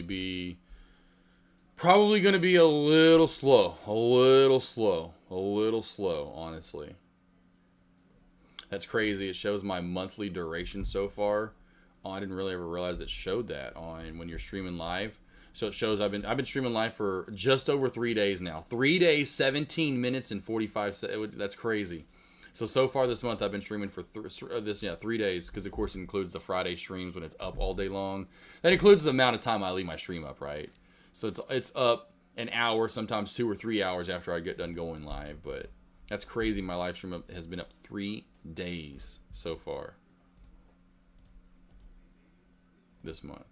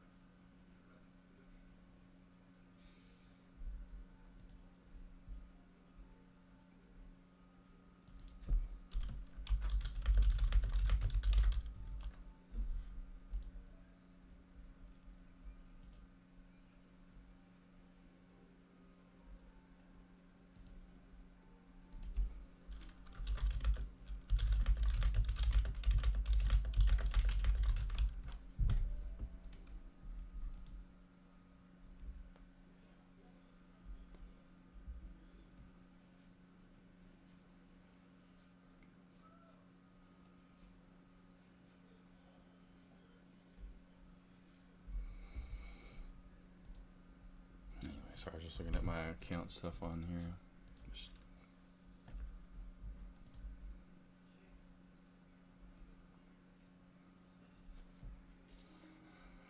Oh, okay. This is like in front of some banquet, because J Trades has it up in his lobby. I'm not thinking this is going to do too much to the market, in my opinion. We'll see, though. We are getting a little bit of a pop right now. I don't know, but he's doing it like in some banquet form setup. You can see J-Trades has got it up. It's like some formal setting. These guys are getting served dinner and people, you know, blah, blah, blah, blah, blah, blah, blah. You guys ever been to one of those? I've been to a few of those. For different whatever things. But that's all that is. I don't see how this could move the market. I don't see how he's going to say anything. We'll see, though. We'll see if he says something.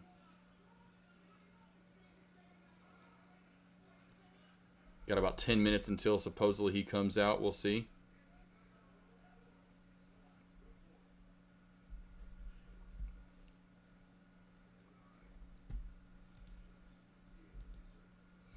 Whoa, shelf crack. Little micro shelf being built in right there at 965. There she goes. Real quick crack right on down, but there you go, 965 shelf crack on DXF. Let's see if she can stay below that VWAP. She's looking like she's wanting to reclaim it.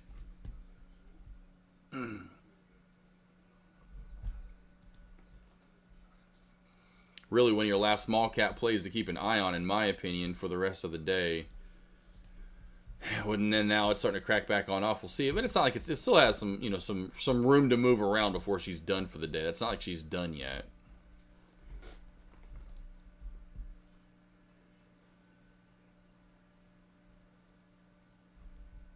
MSTX. See if I'm missing anything on this scanner.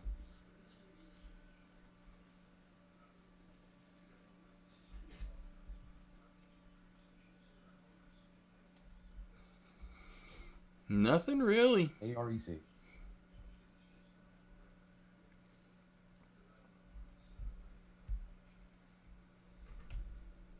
SISI. Oh, that's the other one, Eric. Eric's the other one. So AREC, we talked about it earlier. Eric was the other one that started squeezing, going for more there. So Eric started to squeeze and go for more. It's got that 135, 130, 135 major resistance there coming up next. Watch for that bull flag could pop and go for more on AREC. AREC Eric there popping up a little bit.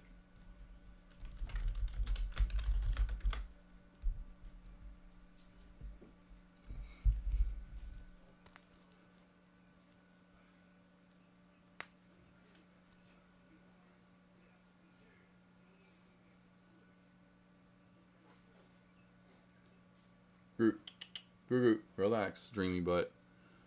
Dreaming his butt off today.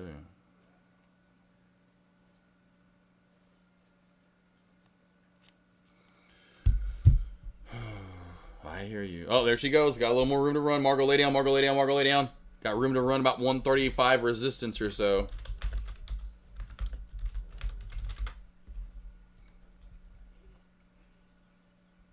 Same, I think 925 we short.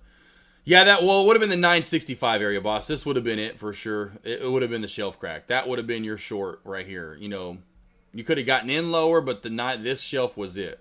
You can see the support being built off old resistance area. So that 970 was perfect right there. That was the best one, at least so far. Trendline crack wasn't great, obviously. That was nice. That was nice, though. That was pretty nice. That was really your best short of the day besides trying to short the top, which you didn't really work out too great. That was a decent one, though. But this was it right there. That little 970, so whatever you want to call it, shelf crack. Good girl.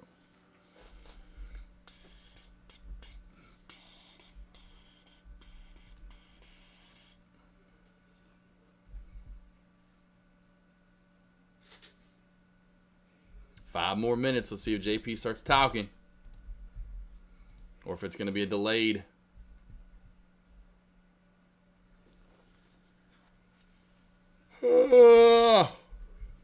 Still slowly catching up on the Z's. Still slowly catching up on the Z's from this last weekend into Monday with Gwoop. We're getting there, though. Slept like an angel last night. He did, too. He was out. And he's out again. It's almost like reminds me of when he got obviously because of going through surgery, right? And everything he went through. Worn out. Long day on Monday. Reminds me after the one in August, he was like this for 2 or 3 days afterward, just sleepy. Sleeping good. I would say watch for more tumbling back on down.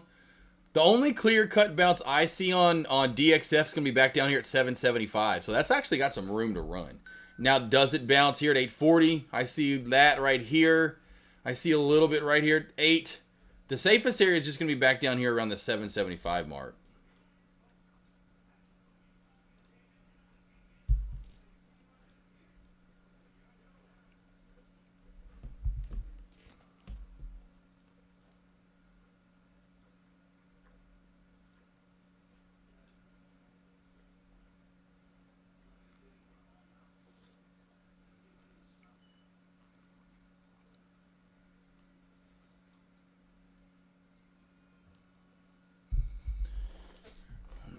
Telling you recently too, after all that through this weekend, I don't know, maybe I just did not eat much, but every day it's been like an hour earlier than normal where I'm hungry. Like today I'm like, man, I am again, here it is, an hour, well, about 30 minutes, but I'm like, I am feeling it. I'm like, yeah, I'm hungry. I feel it. Want me some barbecue today. That sounds so good. Man, I want some barbecue.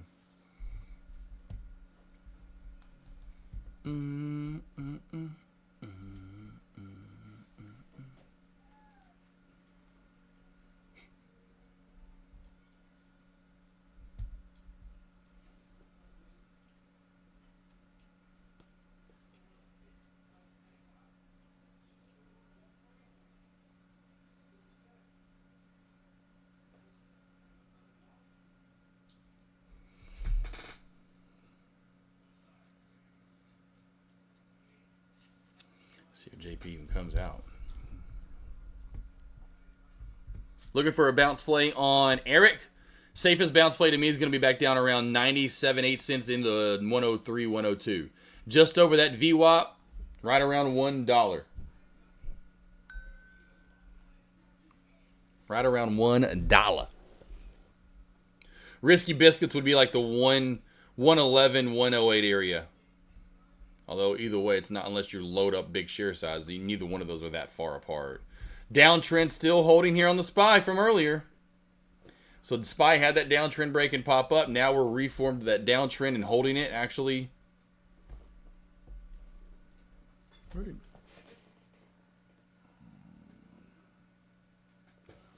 I hate my neck. You can, like, tell. This side I'm good. This side I have to be, like, still has this, like, or I turned too hard the other day too quick, and I was like, oh dang it, I about broke my neck right there.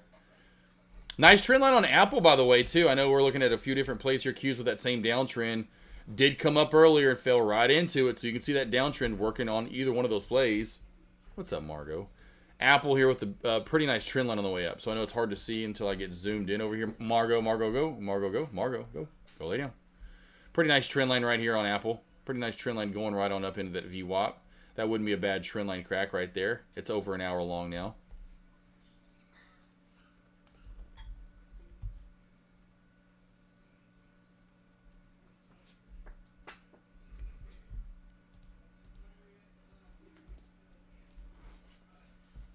What you doing? Uh-oh, is everyone getting ready for JP? JP walks out, the stock market flies to the top side. You okay, Bubba? What are you doing? You're fine. You weren't missing anything. So funny when he does. Margot, lay down. Margot, look. Lay down, Margot. Margot, no. Lay down. Lay down. Go to bed. Go to bed. Go to bed. No. All the girl Danes exactly the same. I swear their personalities. I mean, almost to the dot. All of the girl Danes we've ever had are exact same girls. All right, let's see if he's going to be punctual and out right at 30 after.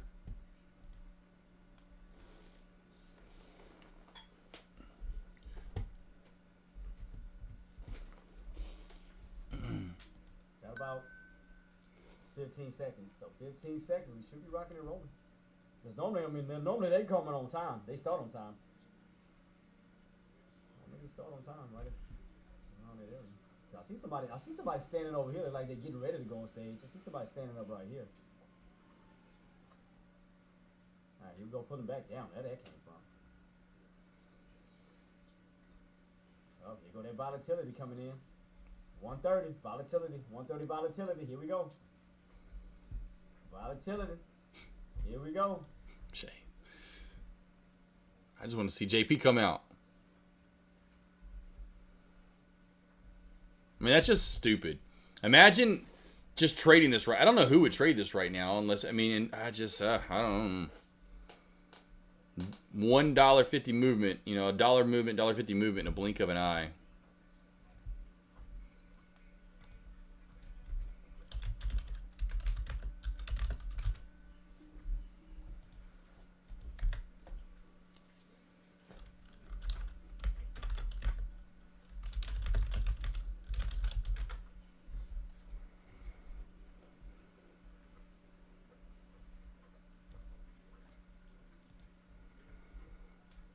Whoa, here comes some movement. All right, so we are getting some pull right now.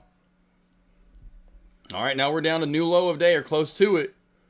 We're definitely at low of day right now. He's not even talking. What in the world?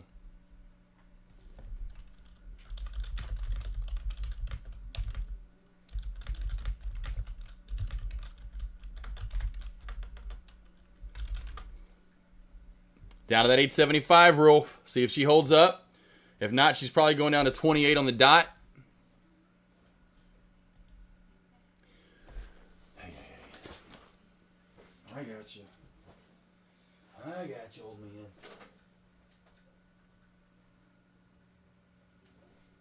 I got you. You were sleeping so good, though, over here.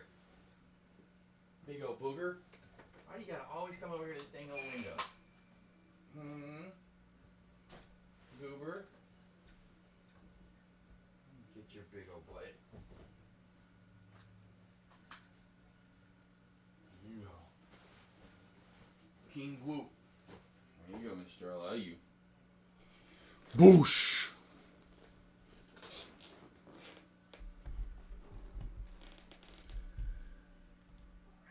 All right, so almost got down to 528. Like I talked about, almost got down to 528 there. Yeah, I don't know, Trader Mike. It's just goofy when that shit happens. It's just an overreaction from the market and all the traders out there. And, of course, you know, Pal's not going to... He's not even speaking now. He's got some lady in purple up there. Of course, everyone with the damn purple on. Fucking taking my theme. Purple's my color. That's my shit. That's my jam. Come on. Now they're showing a video. Stand by for more live. Oh, what is going on?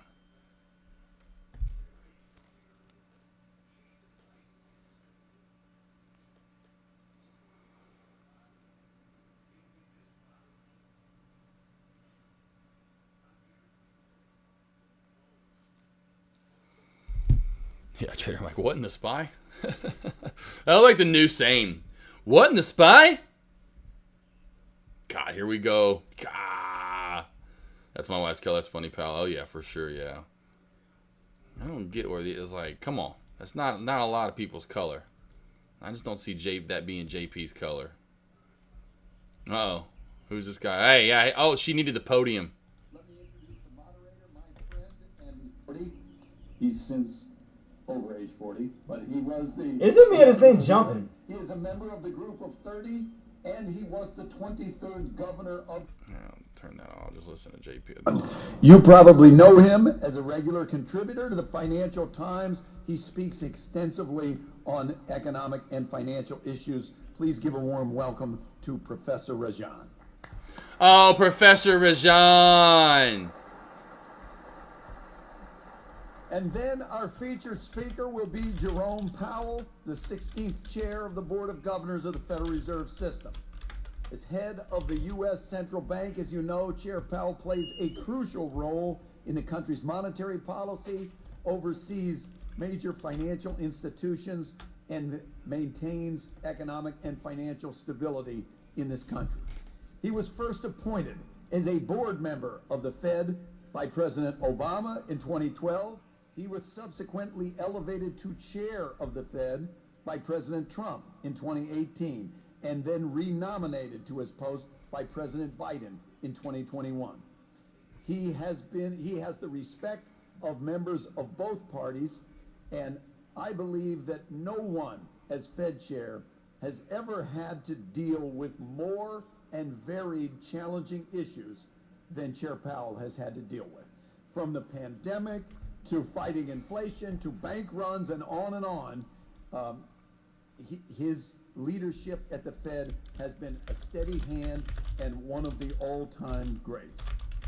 Before coming to the Fed, Chair Powell was a visiting scholar at the Bipartisan Policy Center in Washington, D.C. He first entered public service at the Treasury Department under President George H.W. Bush, with responsibility for financial institutions, the Treasury debt market, related areas. Outside of public service, Chair Powell has worked as a lawyer, an investment banker, and been a partner at the Carlyle Group. In addition to his service on corporate boards, he served on boards. Sounds like another useless meaning. Well, this one's moving more than the Trump the other day when they had that round table of just, you know, and the Nature Conservancy. brown nosing everybody after. Oh, well, here's what we done. Here's what you did, and you're great, and I love you. That Trump round table bullshit. We've had a lot more movement today from what we're seeing so far. So we'll see once JP talks, if anyone says anything. I have no idea why there's movement already. Makes no sense at all, but. The Economic Club of Chicago again, Chair Jerome Powell. Chair Jerome Powell. Oh, yeah, for sure, D. Sarley. I've been saying that. Why does it kind of sound like contestants' games? Oh, yeah, right, exactly, yeah. Da-da-da! Da-da-da! They didn't have that on. Thank you and good afternoon. Great to be back in Chicago. And thanks for that kind introduction. No, thank you. Austin. So I'm looking forward to our conversation, my conversation with Professor Raghu. But first I'll briefly discuss the outlook for the economy and monetary policy. So, at the Fed, we are always focused on the dual mandate goals that Congress has given us: maximum employment and stable prices. Despite heightened uncertainty and downside risks, the U.S. economy is still in a solid position. The labor market is at or near maximum employment. Inflation has come down a great deal, but is still running a bit above our 2% objective. Turning briefly to the incoming data, we'll get the initial reading on first quarter GDP in a couple of weeks. The data we have in hand so far suggests that growth has slowed in the first quarter of this year from last year's solid pace. Despite strong motor vehicle sales, overall consumer spending appears to have grown modestly. In addition, strong imports during the first quarter, reflecting attempts by businesses to get ahead of potential tariffs, are expected to weigh on GDP growth. Surveys of households. So this is kind of like a normal JP talk. He's just giving you a book report. And elevated uncertainty about the outlook, largely reflecting trade policy concerns. Outside forecasts for the full year are coming down, and for the most part, point to continued slowing, but still positive growth. We are closely tracking incoming data as households and businesses continue to digest these developments. In the labor market, during the first 3 months of this year, non-farm payrolls grew by an average of 150,000 jobs per month. While job growth has slowed relative to last year, the combination of low layoffs and lower labor force growth has kept the unemployment rate in a low and stable range. Meanwhile, the ratio of job openings to unemployed job seekers has remained just above 1, near its pre-pandemic level. Yeah, Trader Mike, for sure. Wage growth has continued to moderate. I mean, this wouldn't be bad to go to sleep. So I could do like this. Overall, the labor market appears turned about like that volume. Solid condition and broadly in balance. If it was raining outside, it is not a significant source of inflationary pressure. As for our price stability mandate, inflation has significantly eased from its pandemic highs of mid-2022 without the kind of painful rise in unemployment that has frequently accompanied efforts to I mean, I could get hogs going to town back there. Oh, yeah, for sure. Yeah, Margot. I love my babies. They're retardos.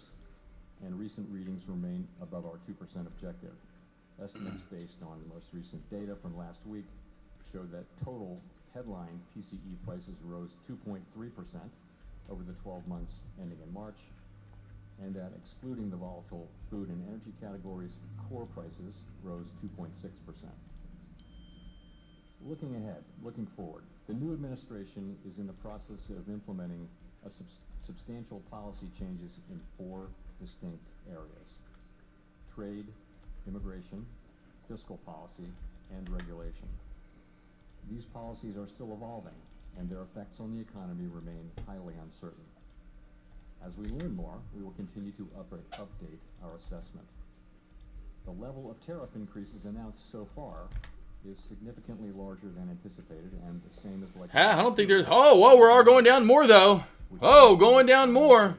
And slower growth. We are going down more. Both survey and market-based measures of near-term inflation expectations have moved up significantly, with survey participants pointing to tariffs.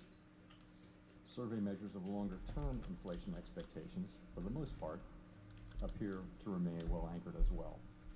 Market-based break-evens continue to run close to 2%.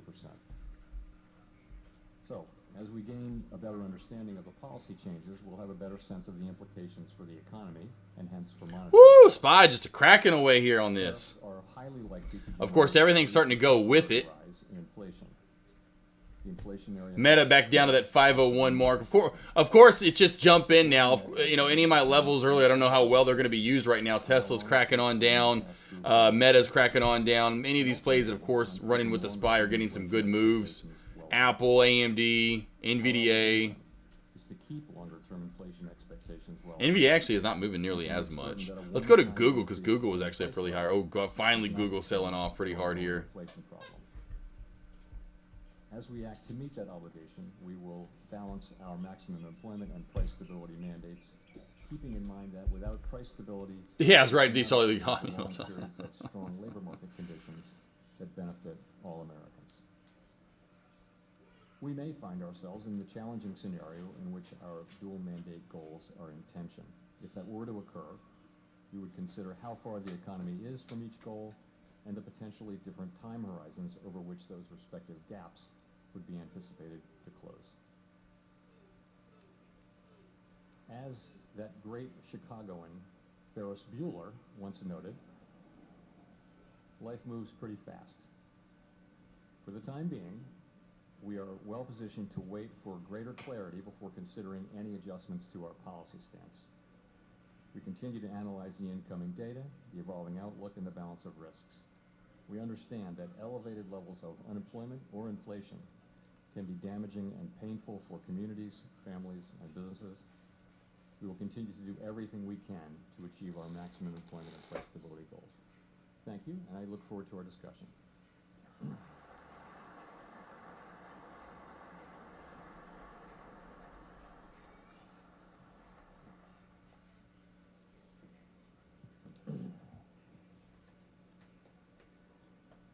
Thank you very much, Chair Powell, for those remarks. I look forward to your elaborating on them in the course of the next 40 minutes or so.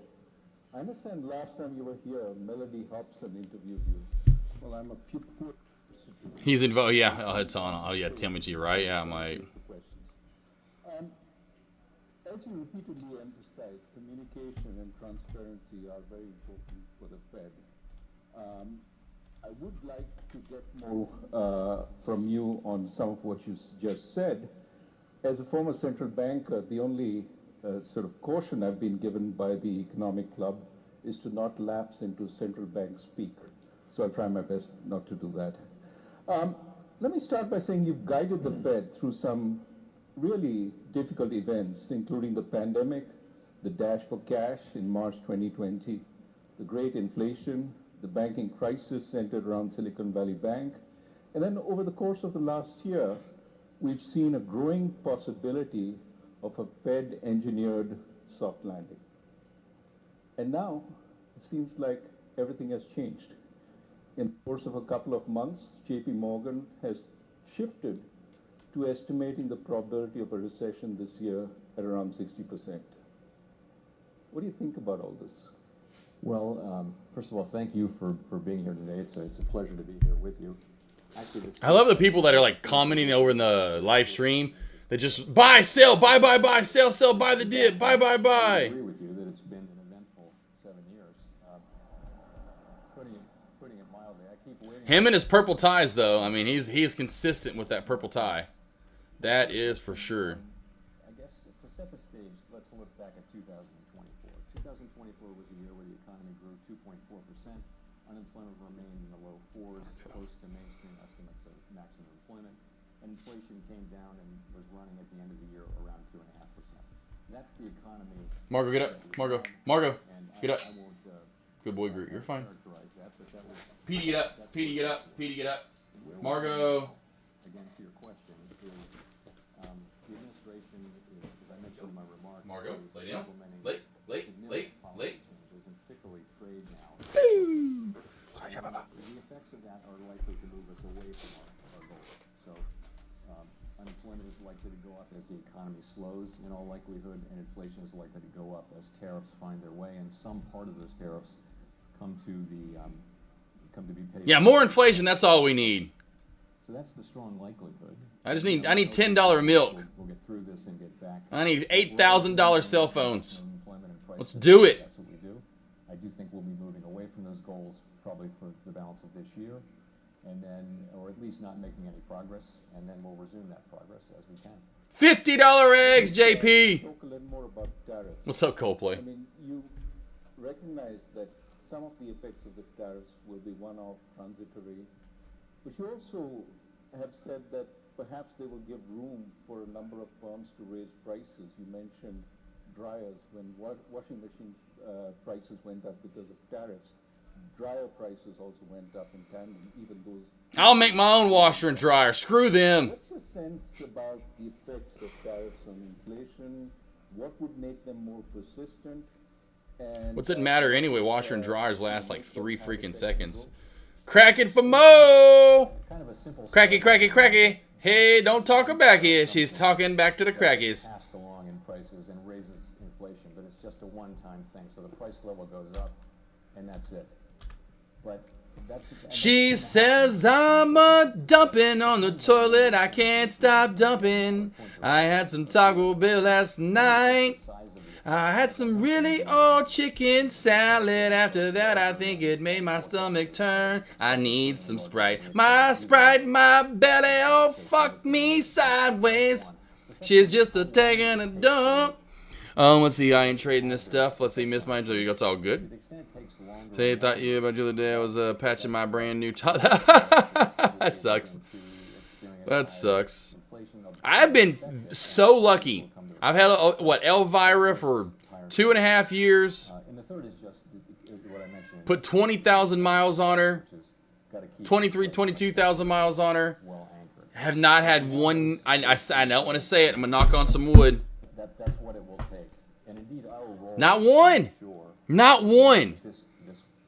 Avery's got 87 nails in that damn Jeep Falcor, the Summit Reserve, the nice ass Jeep Grand Cherokee. I mean, a lot of nail. I've had to replace one tire, even one, because I'm like, where she got. I'm like, fucking $400 or $500 21-inch damn stupid weird ass tire. I haven't had not one nail in my BMW so far. Thank gosh.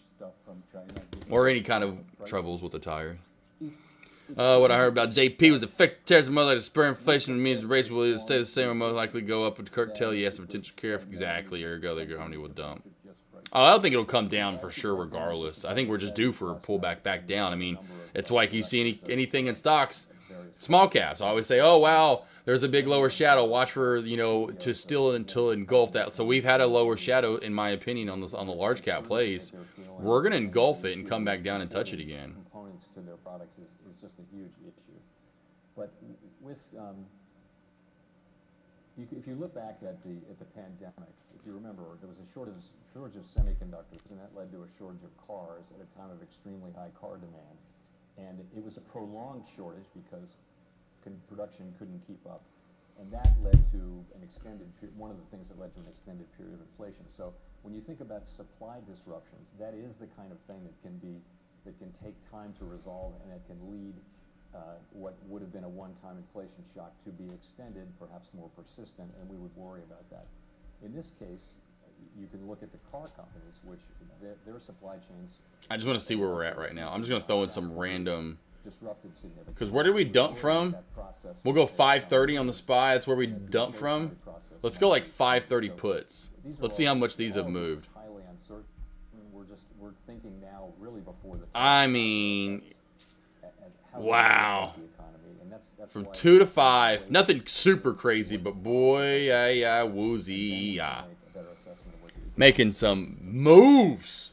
SPY's heading down to 525. That's a done deal. SPY will see that round number. It'll touch that number coming up soon. In reasonable equilibrium right now.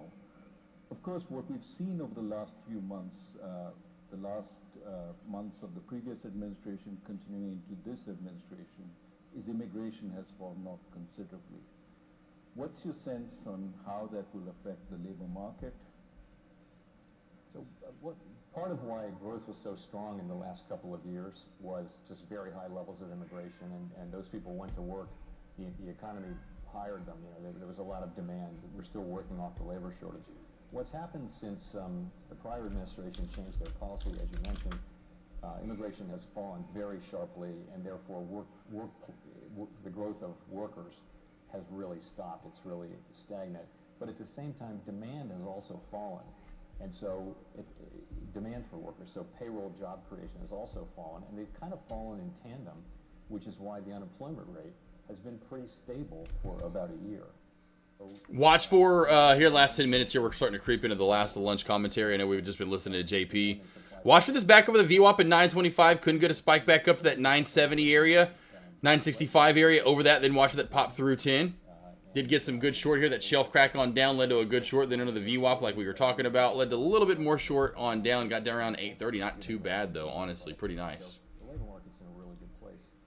Longer term, you know, the effects of immigration are not thought to matter much for inflation. The effects on demand and supply will more or less cancel each other out. So we wouldn't expect there to be a big impact on inflation. But that would be the only small cap play besides Eric. Of course, I have the two up over here for a reason. Those are the two small cap plays I would be looking at for moves into Power Hour.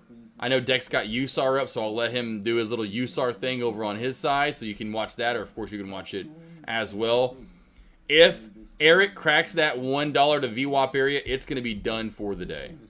There will be no more popping from it. Of course, the people being laid off in government is highly significant to them.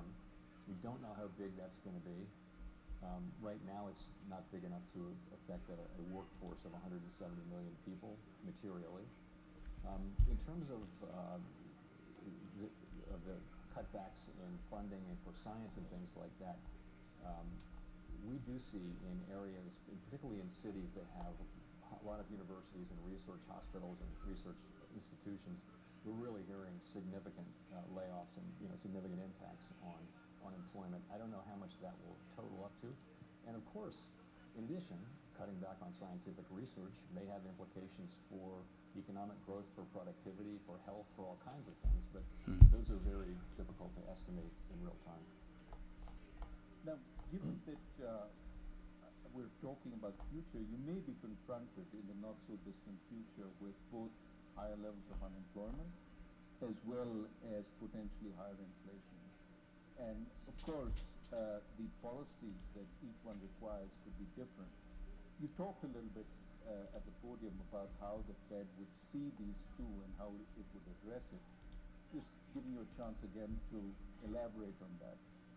Right, so most of the time, when the economy is weak, inflation is low, and unemployment is high, and both of those call for lower interest rates to support activity, and vice versa. So most of the time, the two goals are not in tension, and they're not really in tension now. The labor market is still strong. But the shock that we're experiencing, the impulses we're feeling are for higher unemployment and higher inflation. And, our tool only does one of those two things at the same time. So it's a difficult place for central banks, to be in terms of what to do. And so the best we can do is we actually have a little provision in our consensus statement, which is the thing that we vote on to embody how we approach these questions. What we say is we will look at how far the economy is from each of those two goals, and then we'll ask, might there be different paces at which they would approach those goals? I'm surprised we haven't come down a little bit more. Starting to base out a little bit more finally on these large cap plays here, not really crashing down as much as they were. Just want to pick up on a word that is often used today, uncertainty. As a respondent to a Dallas Fed survey said, I've never felt more uncertainty about my business in my entire 40-plus years career. The worry today is not just about immediate policy uncertainty, but an entire change in the U.S.'s economic philosophy. Not just policy uncertainty, but structural uncertainty. Now, one of the effects, as you've pointed out, of higher levels of uncertainty is that firms postpone investment. Attic. Let's see. Have a go with Matt. Have a good day, brother. Have a good day, bro. Have a go with man. Production facilities will hesitate, not knowing if the tariffs will be reversed in the future, maybe by the next administration. Yeah, bull just kept cracking on off. It did. Little. That's crazy. I just now looked back at that too. That's crazy. Debt Mart did go all the way back on down. That's what I'm just saying. It's like into tomorrow. That's what I'm saying. I think tomorrow it's going to be a little bit slower. Small caps and large caps. Having this happen today the way it happened, I don't think tomorrow that's a good sign for tomorrow. For small caps into mid cap plays like that. Here's my website team. You need one-on-one help. Have back-to-back one-on-ones this afternoon. Every Monday, Tuesday, Wednesday, Thursday, Friday. I have them in the morning. I have them in the afternoon. Have them on lunch on Fridays. If you need any help going over levels, going over trades, going over charting, trading live with me and what I want to trade and why you should be trading, what to be expecting, I got you. Check this girl out. Yep, just that's how she's laying. If I could show you more, I would, but she's straight, just head's down. Head is down. It's like head is into my towel, just sleeping away. Just I wish you could literally see that's her head right here. Like that's her head. Oh what? Oh hi. What? Oh what? No, what is this? Who are you? Hi. Hi. Who are you? Who are you? So far, I've never seen a cat lay like that with her head like completely buried. Just, that's how she lays. If you need any help, though, there's my one-on-one website link, the setup. So if you need anything, I got you set up, is what I was going to say. Going live with me Monday morning, Tuesday morning, Wednesday morning, or Thursday morning in pre-market opening bell. Going over setups, trades, your charting levels, what to trade, trading live with me. Afternoon, more so going over your trades, your charting, and what to be looking for day in, day out. Here's the morning alert sign-up link every morning. Got bangers like today. I told you guys in pre-market to short what? BCTX was a banger alert. I told you guys on Bull to watch that breakout and mid-candle breakout set up for some movement up today. Got you covered in small cap to mid-cap VIL every single morning in pre-market. Then I move over to mid-cap, large-cap plays to let you know every single day what to be trading. If you need any help, sign up today. $30 a month, that's $1 a day. Come and bank with everyone else. Like Cousin Greg says, the morning stock alerts are the absolute best way to start your trading day off the right foot. Large cap, small caps, all the levels you need to know about. The know-all, the be-all, the wherewithals, the walls, the shawls. There's my Instagram and YouTube for all the free information that you can take. Conditional on being in such a challenging situation, markets are doing what they're supposed to do. They're orderly and they're functioning just about as you would expect them to function. So we've seen volatility also in the bond market, and at a time when usually there's a... Any last questions? I think we know small cap VIL what to be looking for. I'm going to put AREC on watch just in case it does hold up here for you guys. We've got DXF on watch as well. So DXF, AREC, small cap plays to watch. As long as the SPY keeps dumping on down, and I don't know why it's dumping this hard now out of nowhere. I don't think he said anything besides kind of what we were talking about earlier and the theme of what he's saying and kind of just trying to understand it, so to speak, of... Come here, my man, come here. You're good, come here.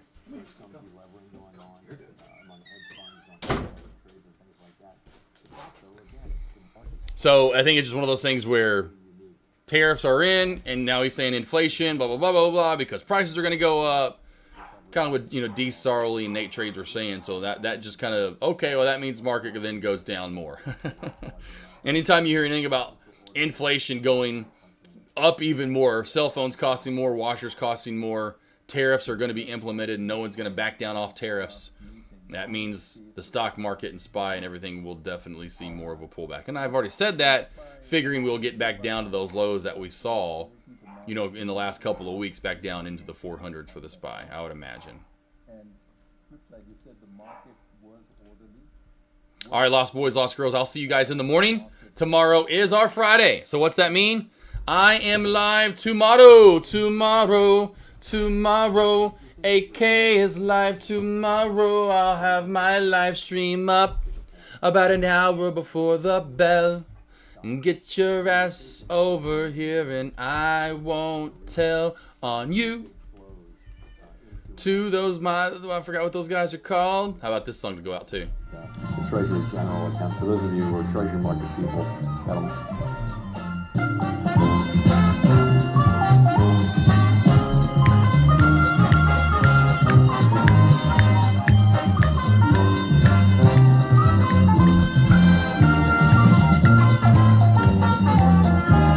Hey, I won! Ah, Plinko! Ah! Groot, we won! I'll see you in the morning! Ah!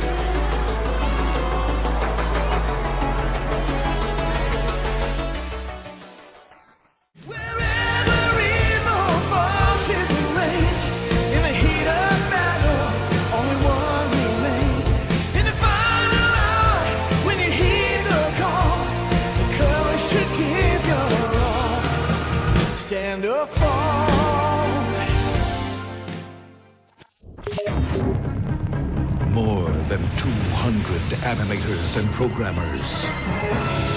A multi-million-dollar production. Over 2 years in the making. And a cast of thousands. They said it couldn't be done in a major motion picture. They were right. Final Fantasy VII. PlayStation.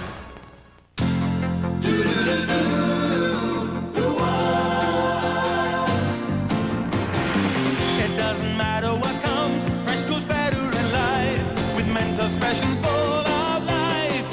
Nothing gets to you, staying fresh, staying cool. With Mentos fresh and full of life. Fresh goes better, Mentos freshness. Fresh goes better with Mentos fresh and full of life. Mentos, the fresh maker. I hate machines! Sorry, Rosie. Why don't we go to the new Sprint store at Radio Shack, George? They have Sprint's easy-to-use products. And the know-how of Radio Shack. They even showed Astro how to use his mobile phone. They could even help you, Mr. J. Astro has a mobile phone? Well, oh, Rhonda. The new Sprint store at Radio Shack. You've got questions, we've got answers. It's busy.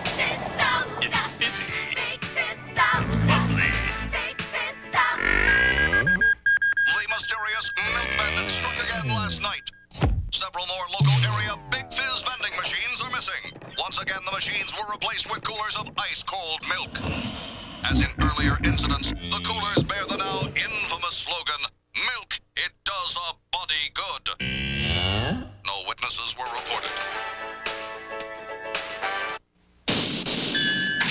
With Tiger's new Talkboy tape recorder, now you can be as clever as Kevin. Stop drooling on me. Stop drooling on me. Tiger's new Talkboy tape recorder comes with audio cassette. Batteries not included. You're an American. You've got the right to play bingo, the right to monster truck rallies, and the right to big, juicy burgers. So what happened? Someone slaps a low price on a fried little burger and calls it a deal? That's un-American. You have the right to go to Burger King. The right to get a Whopper, plain broiled, not fried. And the right to get that Whopper any size you want, with fries and a drink. Starting at just $1.99. It's all there in the Constitution. Look it up. Burger King. Get your burger's worth. Halloween Monday, NBC takes you into the scariest home in the country. We're America's worst nightmare! White trash with money! Roseanne and Tom, the movie. You should all be kissing my butt! For the first time ever, a motion picture based on their true story. Nothing is gonna shut me up. Roseanne and Tom, the movie. The greatest Halloween ever is on NBC. In a distant corner of our galaxy, an invincible alliance has been formed. Engage! Let's go! Jack in the Box and the new Paramount motion picture Star Trek Generations team up to give you a free Star Trek Generations movie collector's cup when you galaxy-size any Supreme Value combo. For just 39 cents more, beam up to bigger fries, a larger drink. Collect all 4 limited edition cups. It's a stellar deal for just 39 cents more, only at Jack in the Box. This guy never complains. Does he make any excuses? I get really tired. I mean, I'm skinny. Does he let any obstacles get in his way? Some of the guys on the other team, they just started hitting me. He just keeps going. Those arms keep pumping. Just be the bunny. Be the bunny. Yeah, that's it, guys. Excuse me, ma'am. Are you going to be purchasing any chicken in that fine retail establishment? Foster Farms. Well, you know, we're Foster Farms chickens. No, you're not. Sure we are. No way. Foster Farms chickens are fresh and natural. No hormones, no preservatives. Besides, they're corn-fed. Foster Farms fresh chicken. Always natural, always fresh. Have you looked in a mirror lately? What? Condoms, man! It's refreshing, man! Just another tool of the establishment just to bring us down! They say we gotta use them, but who are they? Well, they want to control us with their condoms, but not me, man, because I ain't wearing one and letting... Chic, use one or get none. Well, these are cool. I mean, I'd use them. I'd like them and I'd use them all the time. Chic, get some. Thank you! Thank you, Mr. Sheik! Something of this scale, I mean, more than 20 new bands at a shot. That's a fair bit of work, am I right? I mean, it's like Mick always says to me. We do it for the love, man. Zeppelin 72 was nothing like this. It's sort of like vintage Bowie, you know? All shiny and unexpected, like. There's a whole magazine in here. I can read, you know. What do you think, I'm daft or something? Hi, Trish. Todd's working here. Don't remind me. Can he make it a whole shift without Duracell batteries? I made these special just for... Guess not. You can't top the copper top. Good morning. Welcome to McDonald's. And a bright good morning to you, madam. Let's see. I'll have your robust Egg McMuffin extra value meal. A cheerful farm fresh egg in the good company of a warm English muffin, Canadian-style bacon, and gracefully melted American cheese. With crispy hash browns and a small cup of Java. Truly a break that puts the V back in value. Seems a shame you only serve breakfast for another 39 seconds. Have you had your break today? Boys, it's Chet at the Dixie Mart. Probable code 0 in progress, over. Roger that, Fox 10. What we have is someone dialing 0 to call collect. Hopefully I can defuse the situation by alerting them of the money saved with 1-800-COLLECT. Phone patrol! Hurry!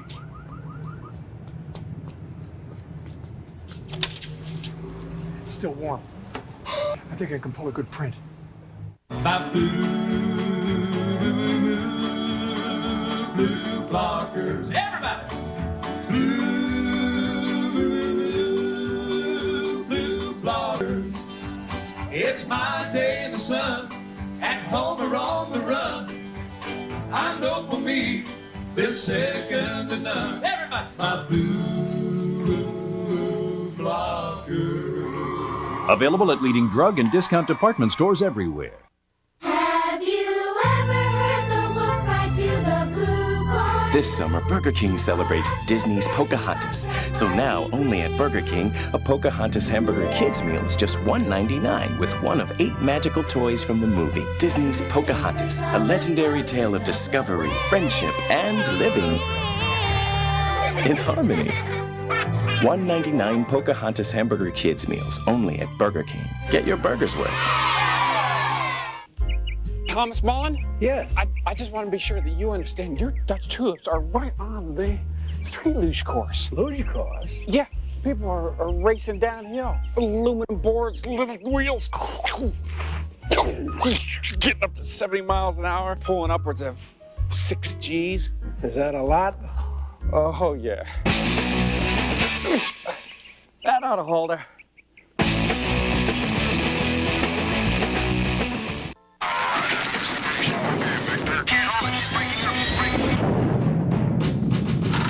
An ordinary beer can, barely alive.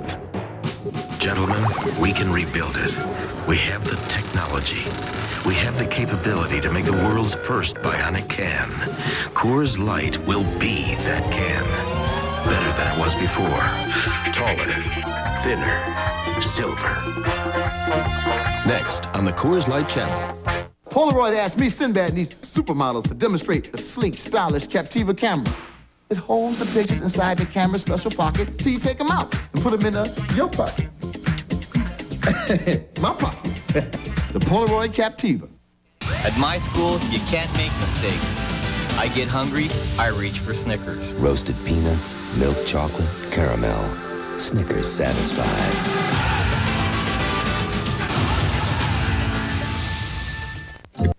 When you start your day at 10,000 RPM, you need a healthy breakfast. But there's this part of me that still gets revved up over frosting. Nothing but sweet frosting. I try to steer clear of fat and salt, but I keep veering towards that great taste of frosting. Slow down there. With Kellogg's Frosted Mini Wheats, you can have it all. For the adult in you, whole grain wheat, 98% fat-free, no salt added. For the kid in you, lightly frosted, great taste. It's important to know what really drives you. The frosting! So many phones. So many places to use my calling card. So why is it no two of them take the same cards or charge the same amount?